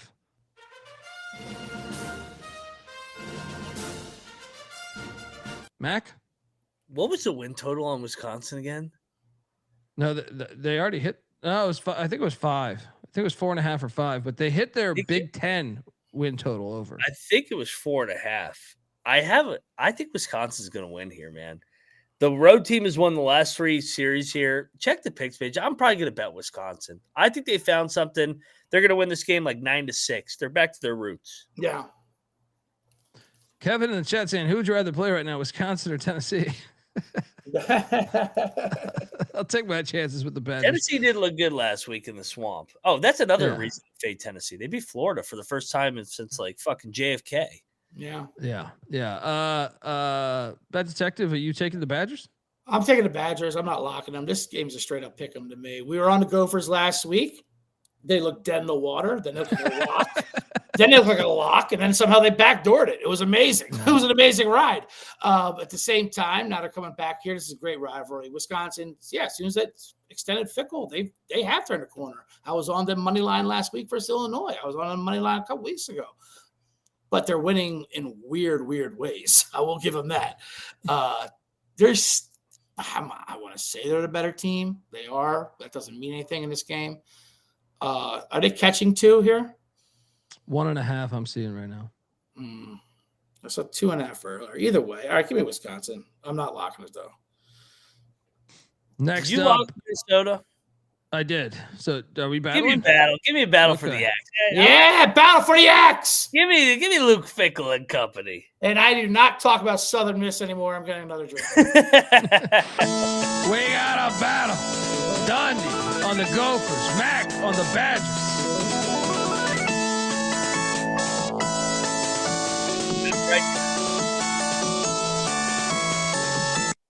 Next up, Troy Southern Miss. The winner is going to the Sun Belt Championship. What a fucking game, dude. This slate is incredible. Even like now, this game, to CJ's point, is very nerve rattling, whatever you want to say. Because we have a lot of money tied up in Southern Miss, and they have shit the bed down the stretch here. Win, and we cash one of our. Well, we've already cashed over 4.5 wins, but man. They're making us sweat this motherfucker. Southern Miss is laying 6.5. I will lay it, but I will not throw any more money on these Golden Eagles. Mac, what are you doing here? Yeah, I think lay it's the right play. I think Troy's a little bit overvalued right now. But I mean, Southern Miss, this is the buy dip. You got to have this game, man. They've left themselves no margin of error here. Yeah. Great game though. Next up, we have Kennesaw State at Liberty. Guess what? Kennesaw still has to. They're laying 2.5 on the road. Kennesaw has to win to make the CUSA championship. They can't afford a loss here. So Kennesaw laying 2.5. Liberty's fucking terrible. I will lay the 2.5. What are you doing here? God, this line reeks. I'm not. I'll lay it, but no bet. This fucking stinks. Yeah. Jamie, of course we are, brother. Yeah. About 45 minutes from now. Yeah. Next up. Wait, did you guys lock up Kennesaw there? We didn't touch it. We got scared. Kennesaw wins are bullegeable, right? Yeah. No. They're already bullegeable. Kennesaw wins. They're in the championship game. Yeah. That's right. They control their own destiny. Yeah. And Liberty is the most disappointing team in college football this year. Pieces of shit. What were they up 28-3 or something last week? They lost in overtime. You're a home dog to Kennesaw. That tells you everything you need to fucking know about Liberty this year. I'm sick of hearing about Kennesaw. Lock me up, Kennesaw. There we go. The bet detective coming in on these Owls. Kennesaw State laying 2.5. I mean, is Liberty going to show up to this game? No idea. They're way more talented, but who knows if they'll show up.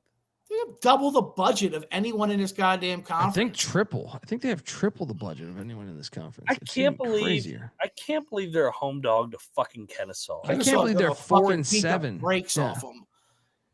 Unbelievable. Half the team's already left. I think they've already declared their get out of there. Yeah, I mean it's a disaster. Seriously, He might it's get a fired. He fucking. might get fired It's a after this mess. game. I mean, he should be fired. I don't give a shit if he won the Fiesta Bowl 2 fucking years. Get him out of there. It's a joke what they've done this year. Army. Here we go. The Black Knights. Yes, sir. They have 2 games left to get 1 win to make a bowl. Army is catching 7.5 in that filthy Alamo Dome down there in San Antonio. Army won in Mikey Stadium a season ago, 29-24. Yeah, I'll take UTSA, man, laying 7.5. Fucking Monken, man. He blew that game last week, and he blew the Tarleton. No, Mac, if he beats Navy, he's going to make a bowl. Yeah, but it should have never came down to that. There. I'll take Army to lose by 7. What? I think it's I think it's a little bit of a letdown of UTSA, but they always win in that building, so I'll take UTSA to win the game. They don't just win in that building. They destroy teams in that building. What else do you need to see? Them on their home road splits are hilarious. They fuck teams up in that dome. That's what they do. 7. Listen, and I will say this is an underrated rivalry because there's a big military town in San Antonio, so they do show up for this game. And Army doesn't have letdown games, but Army needs 1 game for the season. That's Navy. That's what they're looking ahead to. Lock me up UTSA in this dome. This is a joke. Bet Detective, lock it up. UTSA minus 7.5. So did you, right, Colby? I'm taking it. I'm not locking it. What else do you need to see with these assholes in the dome? Oh, man, this triple option. You know, I'm a triple option guy. RP Mayfield saying that is a shitty stadium. Yes, they got to get a stadium on campus. They got to get a stadium on campus. Yeah. It's personal for Colby and I. Yeah. Fuck this dome. Yeah. It's gonna be another bloodbath, dude. Next up, we have JMU. Can they go 11-1 as they head to Conway, South Carolina to take on Coastal Carolina? They're laying 21.5. Oh my God. I mean, Bob Chesney's going to be what Penn State's coach in like an hour, right? Or someone's coach, right? Yeah. I'll take the points. But Coastal's so hit or miss, dude. They get destroyed in so many of these games. I'm not going to bet this, but give me the points in Coastal. Mac?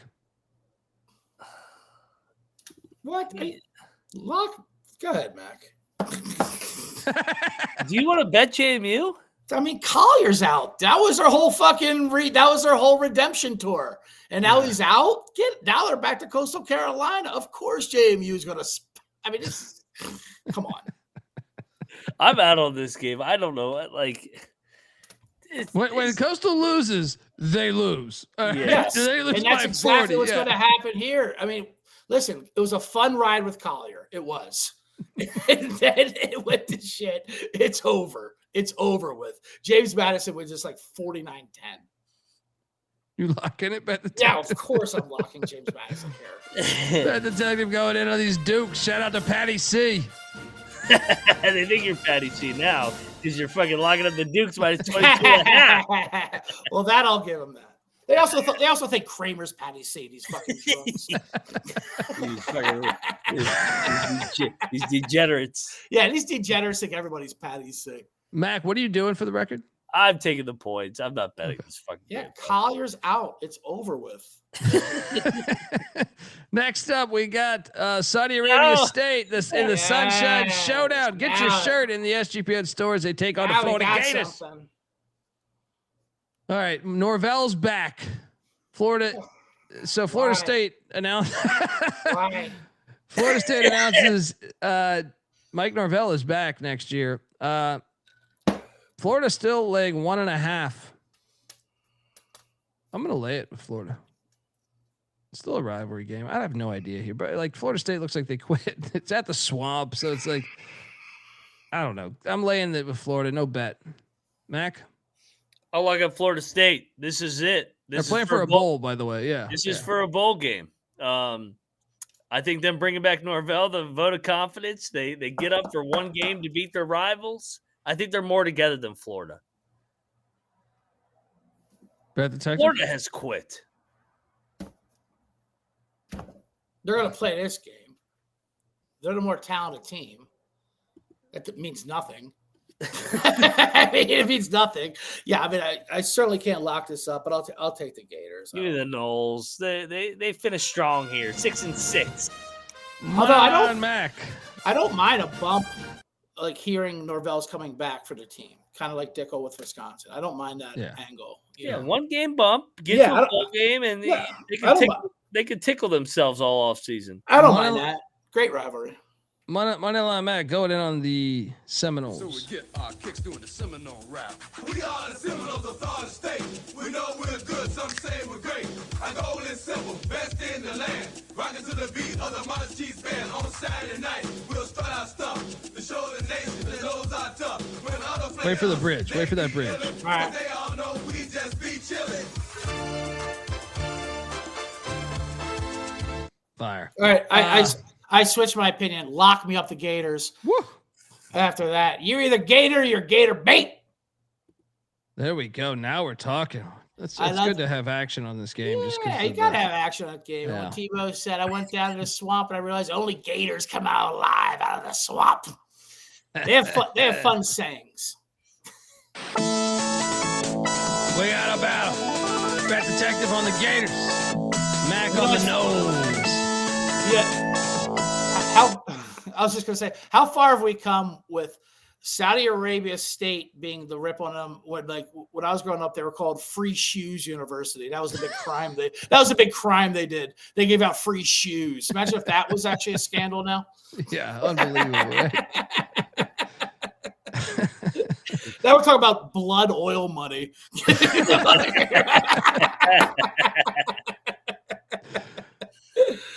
Next up, we got a dandy. Washington State laying 13 Pac-2 championship. Washington State laying 13.5 to go bowling. Martin Stadium.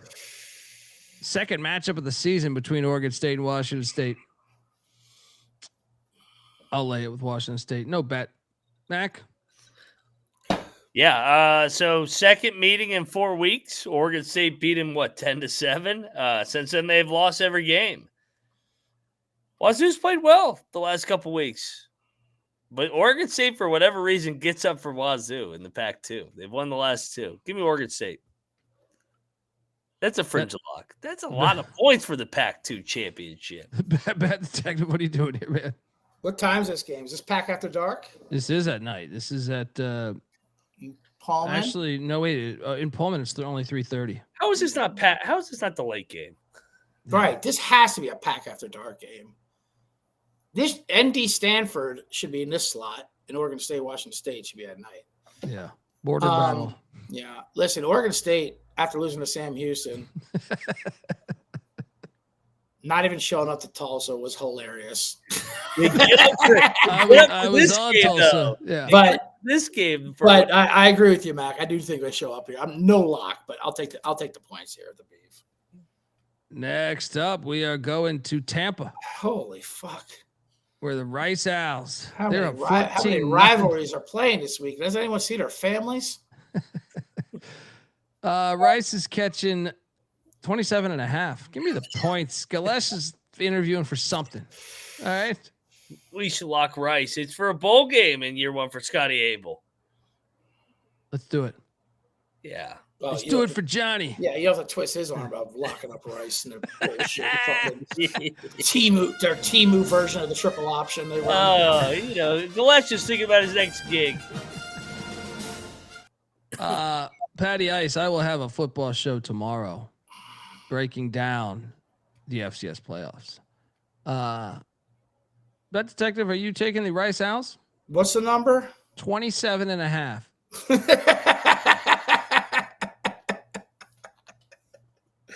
I swore off Rice a while ago. You're like a lie. Now, fuck no. He's a USF track mate. Give me USF, no lock. I'm not taking Rice.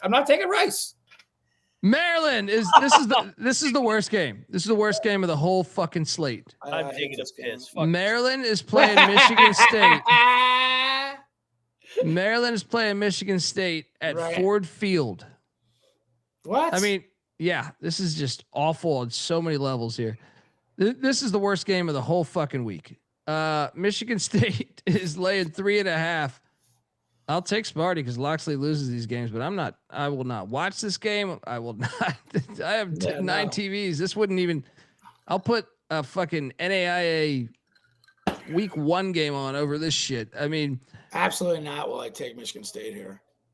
But I'm not locking Maryland up either. Here's the thing. First of all, Michigan State should be laying points versus anybody, and Maryland can't stop the run. Michigan State doesn't really run the ball.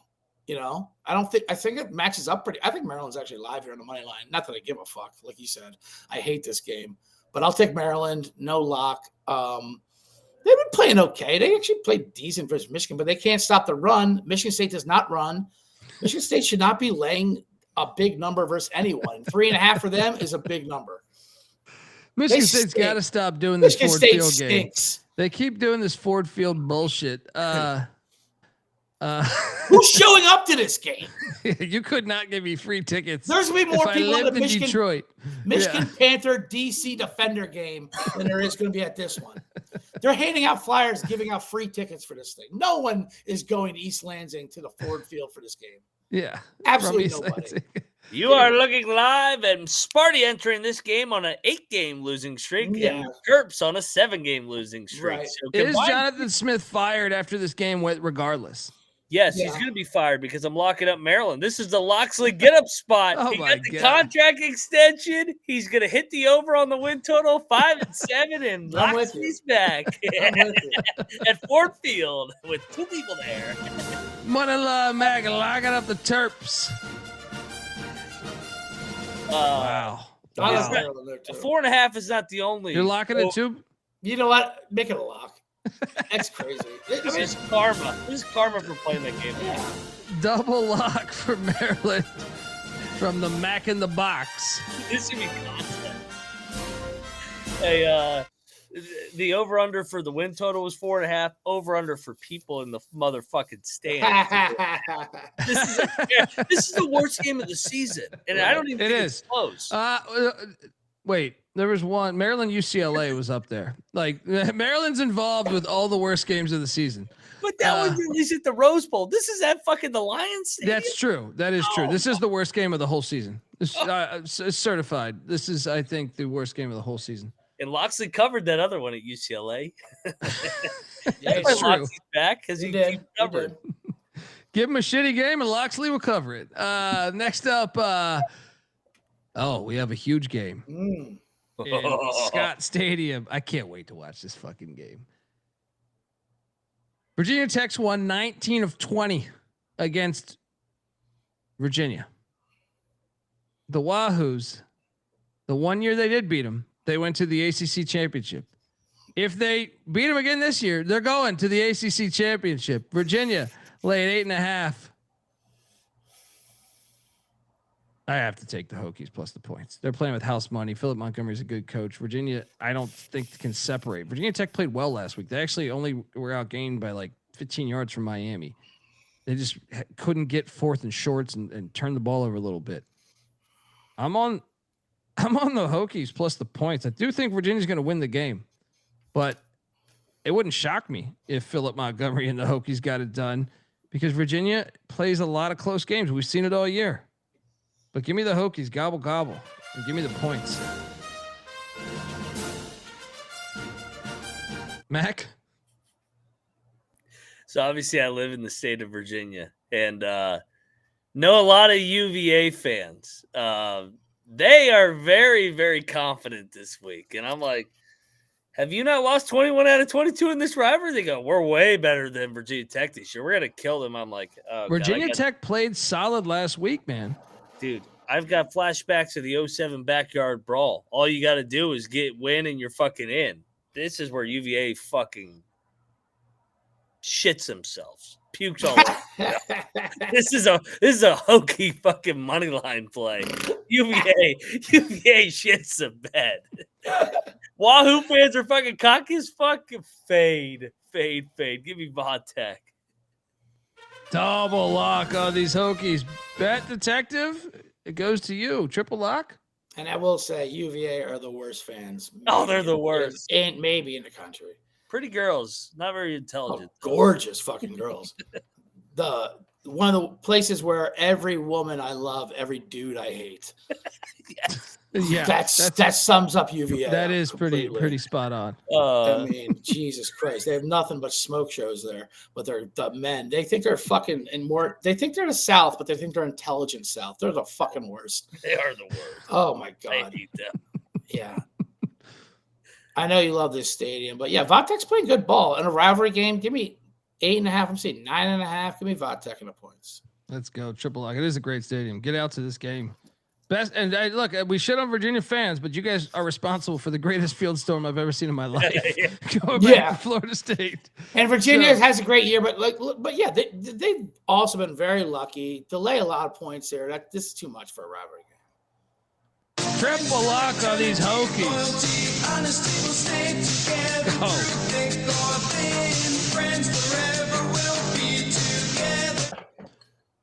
Next up. Oh boy, the Clit is heading into Neyland Stadium in New Orleans. Take on I don't know, my shit just died. What's the number of this game? 29.5. We got to fade Summerall, right? I'm on the points for sure with Charlotte here. Tim Albin's bunch. They're, the first year coach in November, they start playing better. They covered against Georgia easily last week. They did. They did. Yeah, but Georgia, that's what they do. They were up 35-3. They're like, all right, shut it down, boys. They do not cover 40, 50-point spreads. Charlotte was like a sharp play last week. Yeah. Although so was who did Auburn destroy last week? Mercer. Mercer. Yeah. And Mercer was up on him early. I'm like, yes, money line's live. I got to be honest. I saw that shit too, and I was like, this could happen. Yeah. I mean, Mercer's a good team for sure. Yeah. But you got to take the points here, right? Sure. Lock. Oh. Tulane pressure game. Summerall's already thinking about his next job. Dude, give me the Clit year one. I'm going to keep riding these year one coaches. I'll fucking go in. If they can cover against Georgia, it's like UCF. It's a lot like the UCF play. We should do a UCF Charlotte parlay. No one's taking UCF and Charlotte this weekend. Throw Rice in there too. Yeah. 27.5. Oh boy, the Iron Bowl. I saw, look, I love Michigan, Ohio State. I think that rivalry is incredible. But I saw some people, some analysts kind of blowing this game like it's nothing, like saying Michigan, Ohio State. I love this game too. Both can be super awesome. I mean, the guy poisoned like fucking 500-year-old trees for this. Let's not sleep on this rivalry a little bit here. The greatest sports talk call of all time.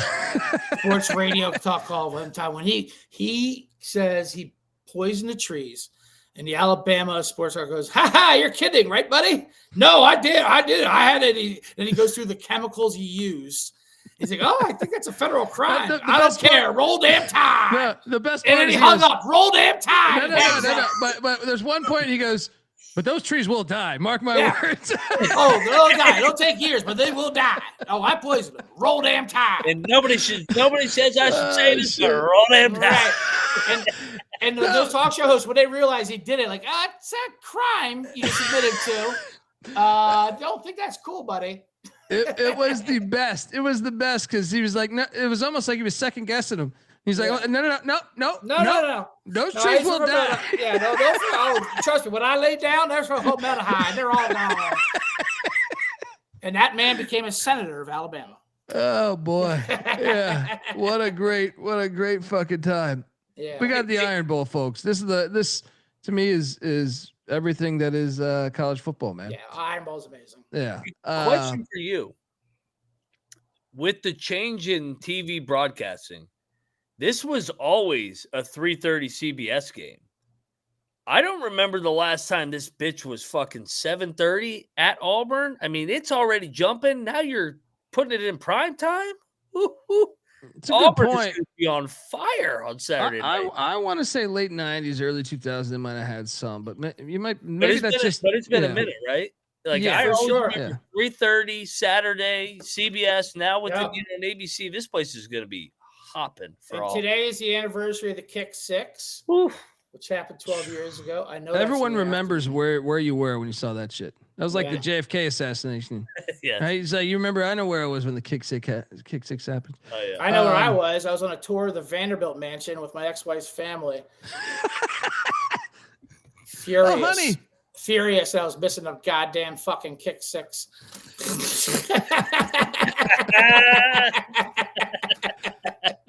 The chat. No, I think the kick six was a 3:30. It turns night. It turns night. It turns It's night. always been 3:30. Oh yeah, no, that was Yeah. definitely an afternoon game. Yeah. 100,000%, because the Vanderbilt mansion isn't open at night. Yeah. This guy. Nice tour though. It was a nice tour. First night. There it is. Almost 20 years. They Yeah, haven't had I this thing. remember like watching. Yeah, that's what I'm saying. I can. So like. I do remember a few at night, like in Yeah. the 90s and shit, in like Yeah, early me 2000s. too. But yeah, it's definitely been a while. Why? Because Alabama wasn't that great before Saban. They had the Shula years. Anytime you hire a Shula that's not named Don, you're doomed. We got Alabama laying 6.5. This, Bama won 28-14 last year. Guys, DJ Durkin, this is a situation to me like I mean, like Brent Pry and Philip Montgomery, where I actually think Montgomery's a better coach than Pry. I think Durkin's a better coach than Freeze. Yeah. Durkin's a better coach than Loxley. I think he would have gotten he had Maryland like playing better, I thought, than so I think it's an upgrade. And I think Auburn's a tough team, like physically. Alabama is really talented. We all know this. I mean, but I gotta see, like, one of the things that I fear from Bama is their physicality, man. It's a big, like, I have a future for them to win the Natty, but I want them to be more physical than the other team. And I feel like majority of the games this year, even the ones they won, I still felt like, man, I don't know.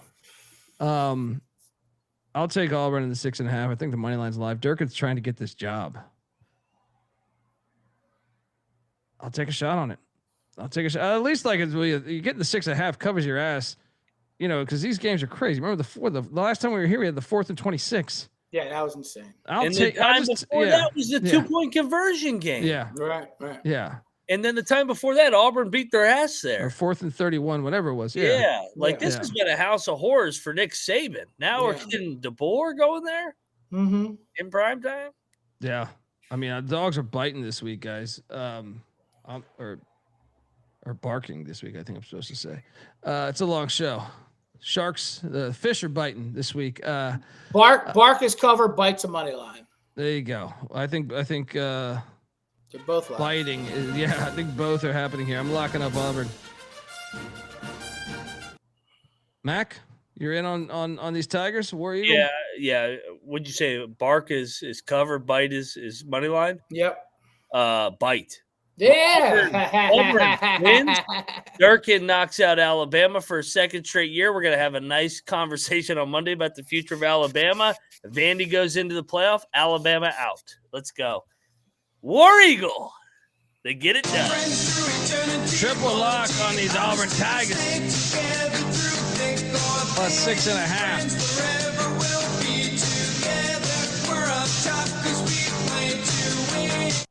Yeah, I mean, just the points. I mean, I can see Alabama still winning it because they do that shit. But they've been playing with fire all year, and that's what hurt them against Oklahoma. It just went the other way. You know, they don't win by margin on the road against in this game. Come on, you got to take the points here. If Saban can't do it, I mean, how's DeBoer? I mean, Right. another thing is like Alabama's kind of dressed up their run defense. They're now up to 32nd, but when you play Eastern Illinois, that will do that to you. Yeah. It was like 2 weeks ago it was in the 80s, or 3 weeks ago it was in the 80s. I think it was in the 50s last week. But you play Eastern Illinois, now you're 32nd. Look, Auburn, they can't throw the ball, but they're decent on the ground. They're a top 50 rushing attack. I think that could be a problem. Right. Yeah. But that also could be a problem too if Alabama gets a couple touchdowns on the board. That's true. Game script does really matter in this game. It really does. It's a good in-game play because if Auburn's down, they do not have the offense to keep up. Yeah. Shout out to Bama 1 in the chat, man. I love that Jay Barker team in '92 with George Teague, George goddamn Teague, David Palmer. God. I mean, they had guys. Who was it? Siren Stacey at the running back spot. Yes, Saran Stacy. Saran, that's right. Yeah, Philadelphia Eagle. That's right. Shout out to Gene Stallings in that suit. If Auburn wins, they may rival the best field storm in quite a while. If they knock out Alabama to go, that is true. If they knock out Bama out of the college football playoff, it'll be the best storm since the kick six. Well, they did this before, but then the committee just said, "Yeah, you're still in Alabama." We thought this happened, and then they're like, you know what? No, you're still in. Yeah. Can't wait for this game. What is the SEC title? I can't keep up with the conference title games now. There's 40 teams in every conference. Yeah. A&M and Alabama so A&M's I think in, right? Bama needs to win to be in because Georgia only has one loss, right? Yeah. Yeah, and they have the tiebreaker. So if Bama loses this and Georgia doesn't play an SEC opponent, but Bama has a tiebreaker over Georgia. That's what I'm saying. But Bama has one loss to Oklahoma. So if Bama loses this, Georgia's in. Well, Ole Miss could be in too. It matters what Ole Miss does. Okay. Yeah. But if Bama wins, they're in. Bama wins, they're in. I believe. Okay. Yeah, I think that's accurate. It's getting hard as fuck to do this. I feel like years ago I'd be spot on, but that's what I mean. Yeah. But there's so many fucking teams in these conferences and these conference championship games. They're not obsolete, but it's just insane. Yeah. Can't wait for that game. Next up, we have the game that the Battle of Illinois,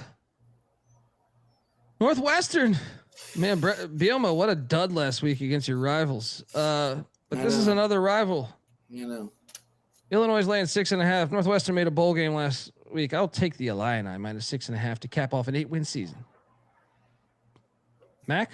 Should we lock Illinois? They dumped Gatorade. This should be a blowout. Illinois should just beat the fuck out of them at the line of scrimmage. Look at this line.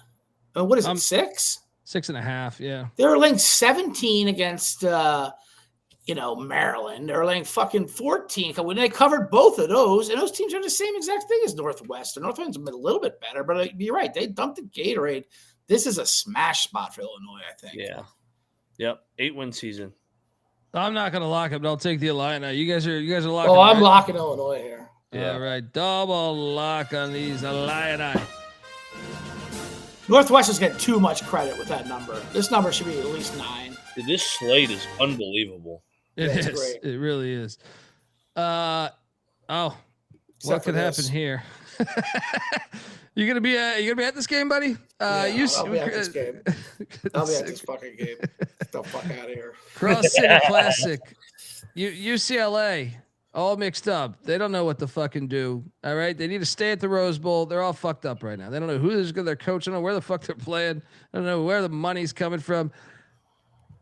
USC's coming off a bad loss. I mean, Lincoln Riley's got to take care of business here. The line is 21.5. At the same time, that's a big ass number. Give me the Bruins to stay within 21.5. But shout out to the LA Coliseum, one of the best stadiums in America. They're not leaving the Coliseum, thank God. So you know what? Fuck UCLA. Give me USC -21.5. Nice flip. You didn't even finish your sentence. No bet. What are you doing here? Give me UCLA. Their season's already over. Tim Skipper, final game here. I like to fade USC. They're a fraud. Yeah, come on. UCLA +21. And I texted Mac all night during last week because I locked up Washington. I'm like, how is this not on our contest? Fading Nico. I mean, Washington on the road. They're going down to the Rose Bowl. That's not a road game for them. That was a joke. That was the funniest fake field goal of all time. I gotta do it. Oh God. I gotta do it. One last time, I will lock UCLA. I mean, it's a rivalry. I thought he was questionable. Who cares? Yeah. Good. Get him out. Get him out of there. Get him out. Yeah. Back up. Play me. He flips the fake field goal. He flips it to the kicker. First of all, it's from the 30. Even if you pick this first He's got to down run up, like 20 yards. yeah. Even if you pick it up, what do you think? You're going to score a touchdown from there? He over tosses it. Kicker just watches it. Guy fucking catches it. Scoop and score a touchdown. Perfect last game at the Rose Bowl. They're gonna get up in the Coliseum here. Oh, Nico's out. Yeah, that's why the line's 22.5. Why is he worth any points? He sucks. He does suck. This line should be like 14. Max locking up the They're gonna put this in your first half money line. Oh yeah, what's the first half money line? Yes. USC Dream Crusher off Oregon. They're not gonna be ready to play.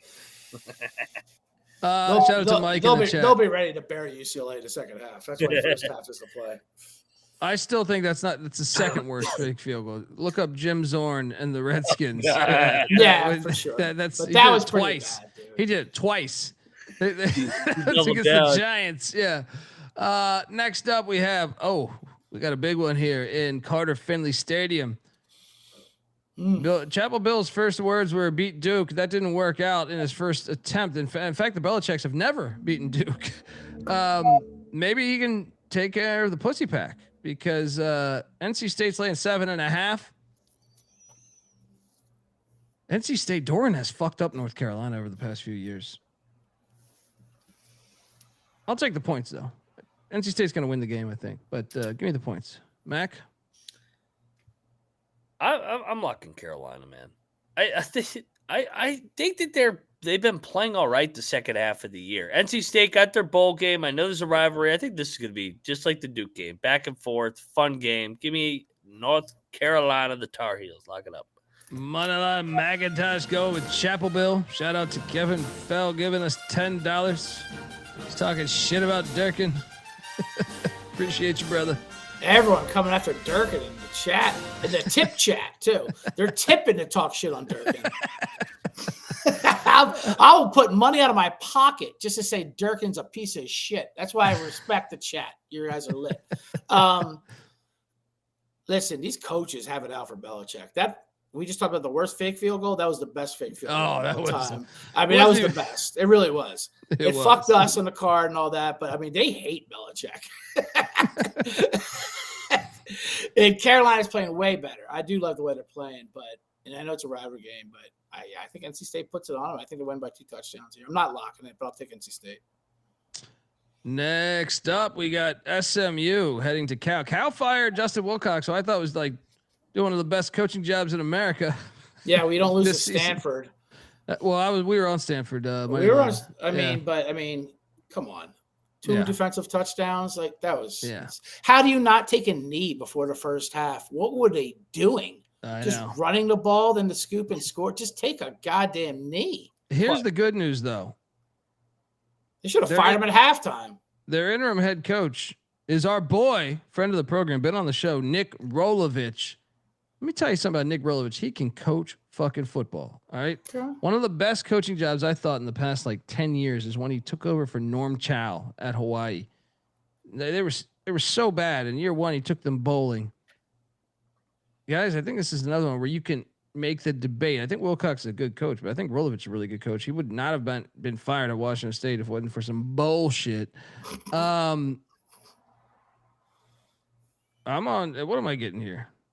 13.5, 14? Yeah, come on. You know me. I love some Rolovich, baby. Sprinkle that money line. Sprinkle that money line, Bet Detective, with your fucking SMU play.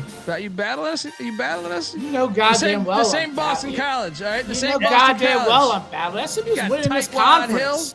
SMU's winning this conference. Have they gone out west yet? Yeah, a bit out west, have they? Yeah, been on that West Pacific time zone. Out west, they're in Texas. And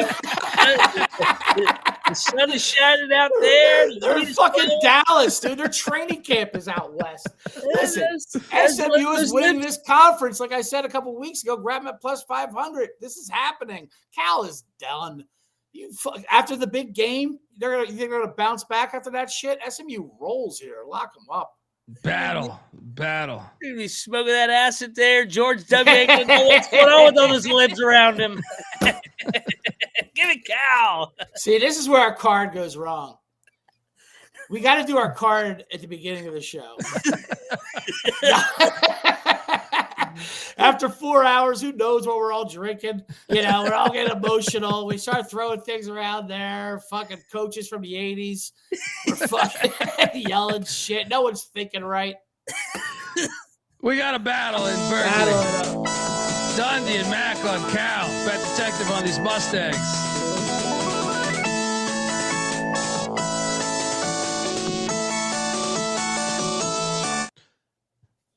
Next up, and shout out, by the way, I'm sorry. It's hard, Kenny in the chat gave us $5. SMU beats Cal's ass. Bring on a weak ass UVA and whoever else. SMU ACC champs. Fucking ACC, man. Fuck TCU and Baylor. They both fuck beat Miami. you. Bring back the Southwest Conference. Pony up. Amen, brother. That was the old SMU. Hey, time out. Kenny, TCU and Baylor beat you both this year. They did. That's why they kept them out of the now. But he's saying they kept them out of the Big 12. I could see. I could see the animosity. That was this team. Yeah, that too. But I think even after that, after Texas had announced, I think SMU to the Big 12 talks. I think that was more so TCU and Baylor. Or TCU. Yeah. TCU's got a little private school pussy in him. Yeah. But mostly, we know who it was for all these. Oh yeah, for a long time. Yeah, and I even throw A&M in that bitch too. Yeah. Next up. Oh boy.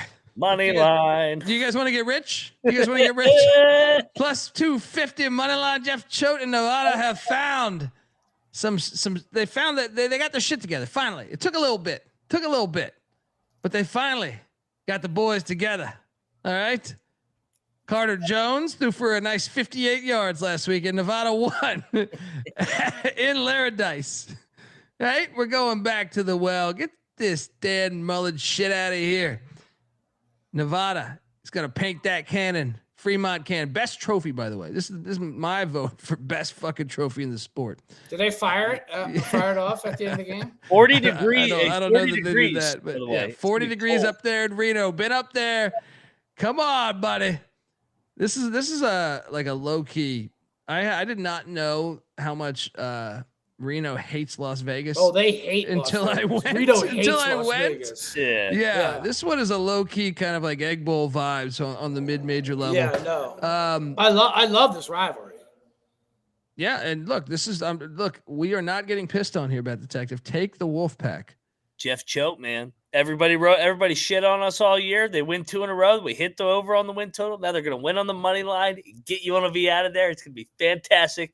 Momentum into year 3. Go Pack. Let's go. Lock. Bet Detective, you coming or what? Yeah, it was Jeff Choate fan club over here. I like. Come Jeff on. Choate. I still have some comp points at Reno for my last trip up there. Where I did a set in Tahoe. Went down there for a weekend or two. There we go. You hit Harris. Harris there. I love everything about Reno. But I'm sick of UNLV fucking me in my face. I'll tell you that much. And that's all they do every time I fade them. They just fuck me in my face. I'll go with you, but I'm not locking up Nevada by any means. I love that. By any means. This is a money line play right here. Oh, yeah. This dog's biting. Let's go. Yeah. Look at that wolf. He's not just barking. He's biting. Yeah, he's ready to go. He's a wolf pack bite. Double lock on the Wolfpack. And this is after hours too. It's going to be dark in Reno. It's going to be nice. Yeah. Oh, yeah, and UNLV doesn't play well in the dark. Look at that stupid filthy dome. They don't know about that outdoors shit in Reno after. Yeah. That's Dan true. Mullen's not going to be wearing his visor this time, little pussy boy. Right? That's true. I mean, yeah. Shades on in the dark in Reno, Nevada. What is the weather up there? It's 40 I was just going to say, that's not good weather up there. Yeah. Oh, yeah. There's mountains and shit. Let's go Pack. All right, let's go. Next up, we have Fresno State. The Battle of the Valley. San Jose State, Fresno State. Fuck you, San Jose State. I am so done with this fucking team. I try to tell you they were done. Oh, my God. What is this number? Fresno's laying 3.5. What? This is the give me San Jose. This is they're telling you, but I'm not betting this shit. I lost too much money on San Jose State this year. 3-win season. What the fuck happened here? Ken, go back to the triple. Just go back to the triple, dude. I know Stutzman's all right, but just go back to the triple. Bad Detective, what are you doing here? I mean, I told you the San Jose State team is done. They're just done. Are they playing the backup though? I think they Walker Egan's questionable. Of course he is. He ain't playing. He's been questionable the whole season. He's 3-8. Dang, he ain't playing. No, and you're not getting an honest injury report from the ex-Navy coach. That's for goddamn sure. At the same time, Fresno on the road is nothing I want to get behind. I'll take the points with San Jose State, but you can go fuck yourself. You're trying to push me to lock this. This is going to be a late game. I'm going to be on San Jose. Yeah, of course. If they're playing that backup quarterback, I liked what I saw from him in flashes. Now he gets a week of practice under Niumatalolo. One game, just like the dude at Hawaii last year against Mendenhall when he came in for one game in a meaningless game. Yeah. Alejado. Yeah. I think San Jose gets up here. I'll lock up San Jose. Don't say the C. Don't you say the C word? Oh boy! Don't you say contest? You really? You're about to. No. Who do you think contest. you are coming on my show, our show, and locking San Jose State without me throwing money in after I've That's lost why so I much want to money? do it because you're out. Lock it up. You've locked him every week. Oh yeah, you ready for this? Fuck you! Double lock. Yeah! San Jose State +3.5. I'm going go. in. Let's get our money back. Let's go. They suck so bad. They suck. Oh man, their defense. I've been telling you this for months. Yeah. Stop taking San Jose State. This game means absolutely nothing. There's no bowl chance. This is a one game to get it all back. I like that. I like that angle. One week to coach him up. He had 9 weeks with the other one, but it's all right. You're like live at Pac-12 After Dark. Notre Dame is on the farm. Uh-oh. Laying 33 fucking points. This series goes back 100 years. What could go wrong, right? Stanford just beat Cal. See, Notre Dame is such snakes, man. They got the schedule where they get Stanford to play. They're so powerful that Stanford wants this game whenever Notre Dame wants it. So they moved the Stanford-Cal rivalry to the week before, right? And then you have an emotional. They stormed last week, man. Yeah. I can't. I'll take the points. I'll take the points, but I can't. They did get the coach fired. It's such a great spot for Notre Dame. I know. I hate that Stanford just had Cal last week in the big game because Stanford at home, their home road splits are insane. And you're getting such value here because Notre Dame just dropped 70. And I get Notre Dame's doing their style points, and who the fuck's going to fade Notre Dame right at this point? I'll take the points with Stanford. But honestly, if they didn't play Cal last week, I'd be looking at a little bit of a money line here. This line is so inflated. Stanford's bad, but they got good vibes going right now. What is it, 33? Lock me up 33 at home. This is crazy. It's like the Boston College game. It's a fucking crazy number. That's a crazy number. I was getting ready to say they were only laying 31.5 against Boston College. Now they're laying 33.5. Right. Stanford's better than Boston College. Way better, and especially at home. Let's go. What are we talking about?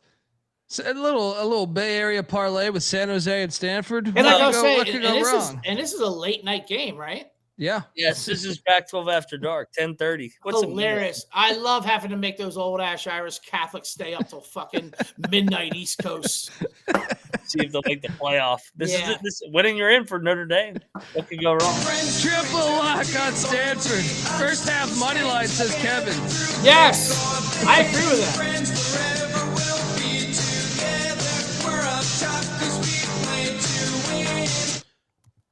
I mean, you want to talk about selling high on Notre Dame? Come on, 33. That is ridiculous. The road, I know they're steamrolling teams, but come on, that's insane. 1,500 on the first half money line. Yes, please. Yes, let's go. please. Let's go. All right, final game on the slate. The shittiest offense in the country. is going to the island. Blow out.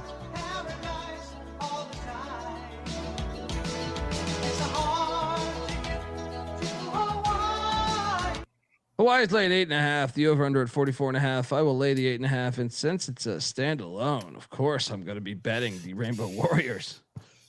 Mac?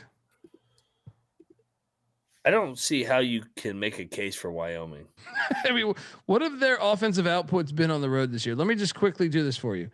At Akron, they won 10-0, and they got a pick 6, I believe, in that game to get them right. At Colorado, they did score 20 at Colorado, which is shocking. Then they scored 21 at Air Force. Then they scored 7 at San Diego State, 3 at Fresno State. I mean, they're not going to have more than 14 points this game, right? Yeah, and what's the like? They're not bowl eligible either. Like I think they just go out there, nice vacation, Thanksgiving weekend, and just fucking get railed here. Yeah, I think they get blown out. CJ, this could be a contest play. This is Hawaii off a fucking loss, a bad loss, and things that go their way. And like, I already envision my Saturday going bad, and unloading my account on Hawaii to chase everything and waking up Sunday hoping that it's doubled up and not at 0. I love Hawaii here. Lock it up. This could be a C play. Triple lock on the bows on the island to end the night. And last game on the card here. Triple lock.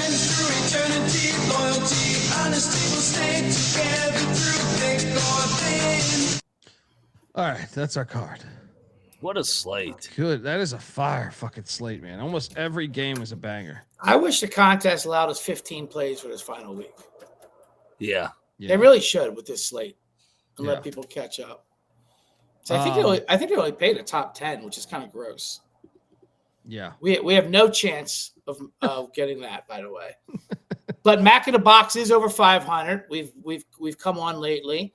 Not to bring up the TMZ card.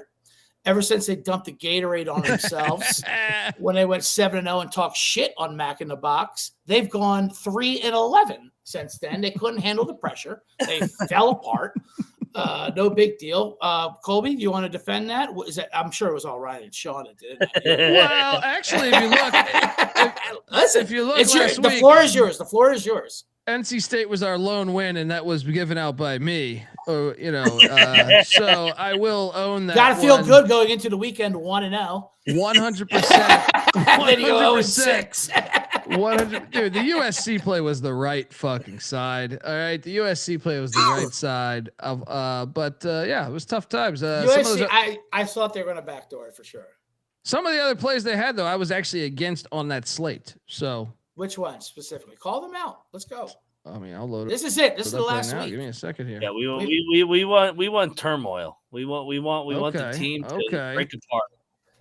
Give me 5 seconds here. I will say we are what now? Are we now 3 or 4 games above them, Mac?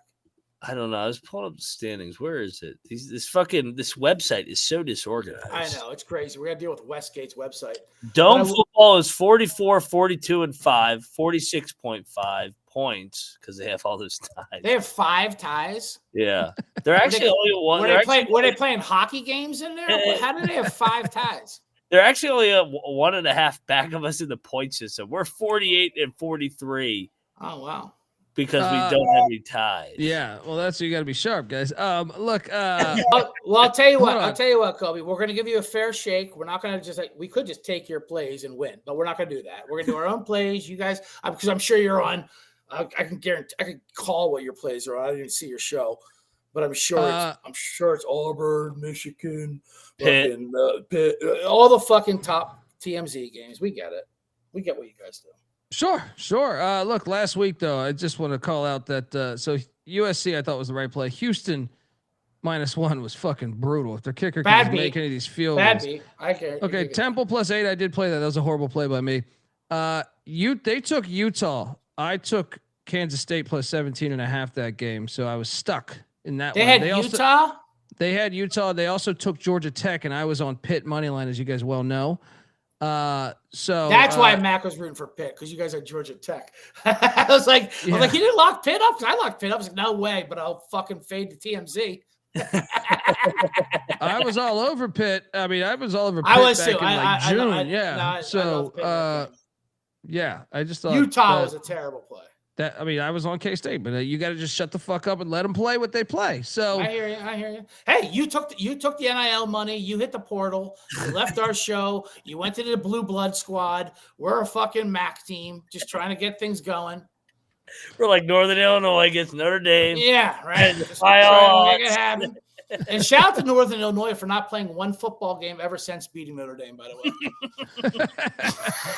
So, where are you guys going on the slate here? Let's get down. Let's to do it. it. Right? All right, let's do it. Let's do it. Well, Utah State was like the first one that popped. Love you, Utah State. Let's go. Yeah. So that was. Love Utah State.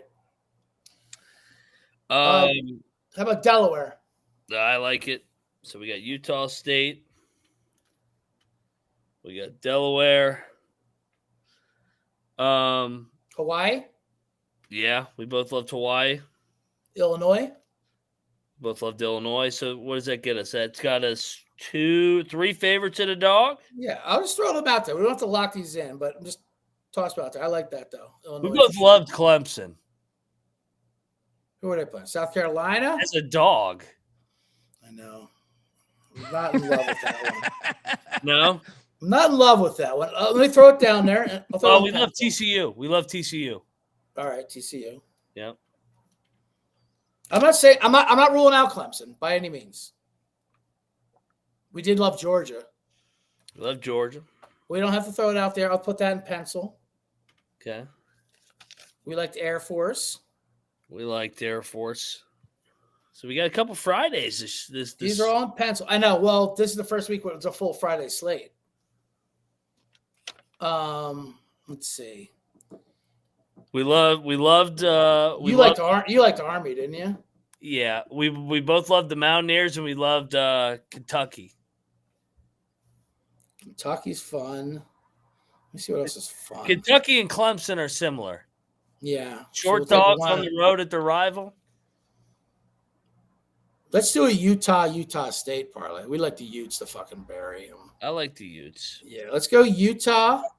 I'll tell you what we'll do. So that's 1, 2, 3, 4, 5, 6. So we'll choose between Clemson and Air Force. Your choice. So who's on our card? Right now, Utah State, Delaware, Hawaii, Illinois, TCU. And then either Clemson or Air Force because they're the same thing. Let's go Dabo. He's gonna get his revenge. We gotta go. I gotta go Dabo one more time. Let's go. Listen, I'm with it. Let's go. Fuck it, Dabo. So you got the summary. Utah minus what are they like 12? 11, I think. Yeah, these aren't official contest lines. We just put 11 or 12. Actually, let me see if the contest lines are up. Let me do the actual official ones. So all the chat can know we're not pushing lines around like some other shows. Let's take a look. Let's pull up this bullshit Westgate fucking website. It's a fucking hilarious website. Oh my God. I got to do a three-pronged process for security codes. Like who's putting in pics? Who's hacking my site to put in pics? Maybe TMZ is. Who knows? That's how they get their wins. Shout out to the great Dirt McGirt in the chat. It's been a while. He's in. You're looking live. Yes. Look at that. Nope, the lines aren't up. That's hilarious. Okay. All right. So we got Utah minus 12.5. Utah State plus 3.5. I like it. Delaware. What are they laying? 4. 4? They're like 4.5. Oh, Jesus Christ. I wish we could play them twice. Hawaii's 8.5. That's what I was looking at. Hawaii's 8.5. Illinois is 6.5. TCU, are they grabbing points? No, they're laying 3 against fraud Cincinnati. Laying 3. Clemson's grabbing 2.5. That's it. That's the 7. There you go. So we actually got a little bit of favorites here. And then we got two dogs, Utah State and Clemson, short dogs. Yeah. Let's go. All righty. Top 7 plays, no order, no specific order. But let's go with Tulsa, App State, Delaware, Utah State, Texas A&M, Air Force. It's probably my favorite play is Air Force. And Auburn. Let's go. Folks, we are the College Football Experience. Give the Bet Detective a follow on Twitter at CJ Sullivan _. Check out the Bottom Line Bob's podcast every single week. Dropping heat over there. Also, Moneyline Max on Twitter at Moneyline _Mac. Give him a follow. We'll be going live with college hoops in just a little bit here. No slides tonight, though. That's just the way it is sometimes. Way it is. White Tiger had to go to the doctors. Moneyline Max on Twitter, though. Give him a follow at Moneyline _Mac. I'm on Twitter at DColbyD. The College Football Experience is on Twitter at TCE on SGPN. Till next time, folks, this is the College Football Experience. You better start thinking about yours. And we out of here. Run and shoot. We can really run and shoot. And the whole team's cooking and the whole world's looking with the gamblers. Run and shoot.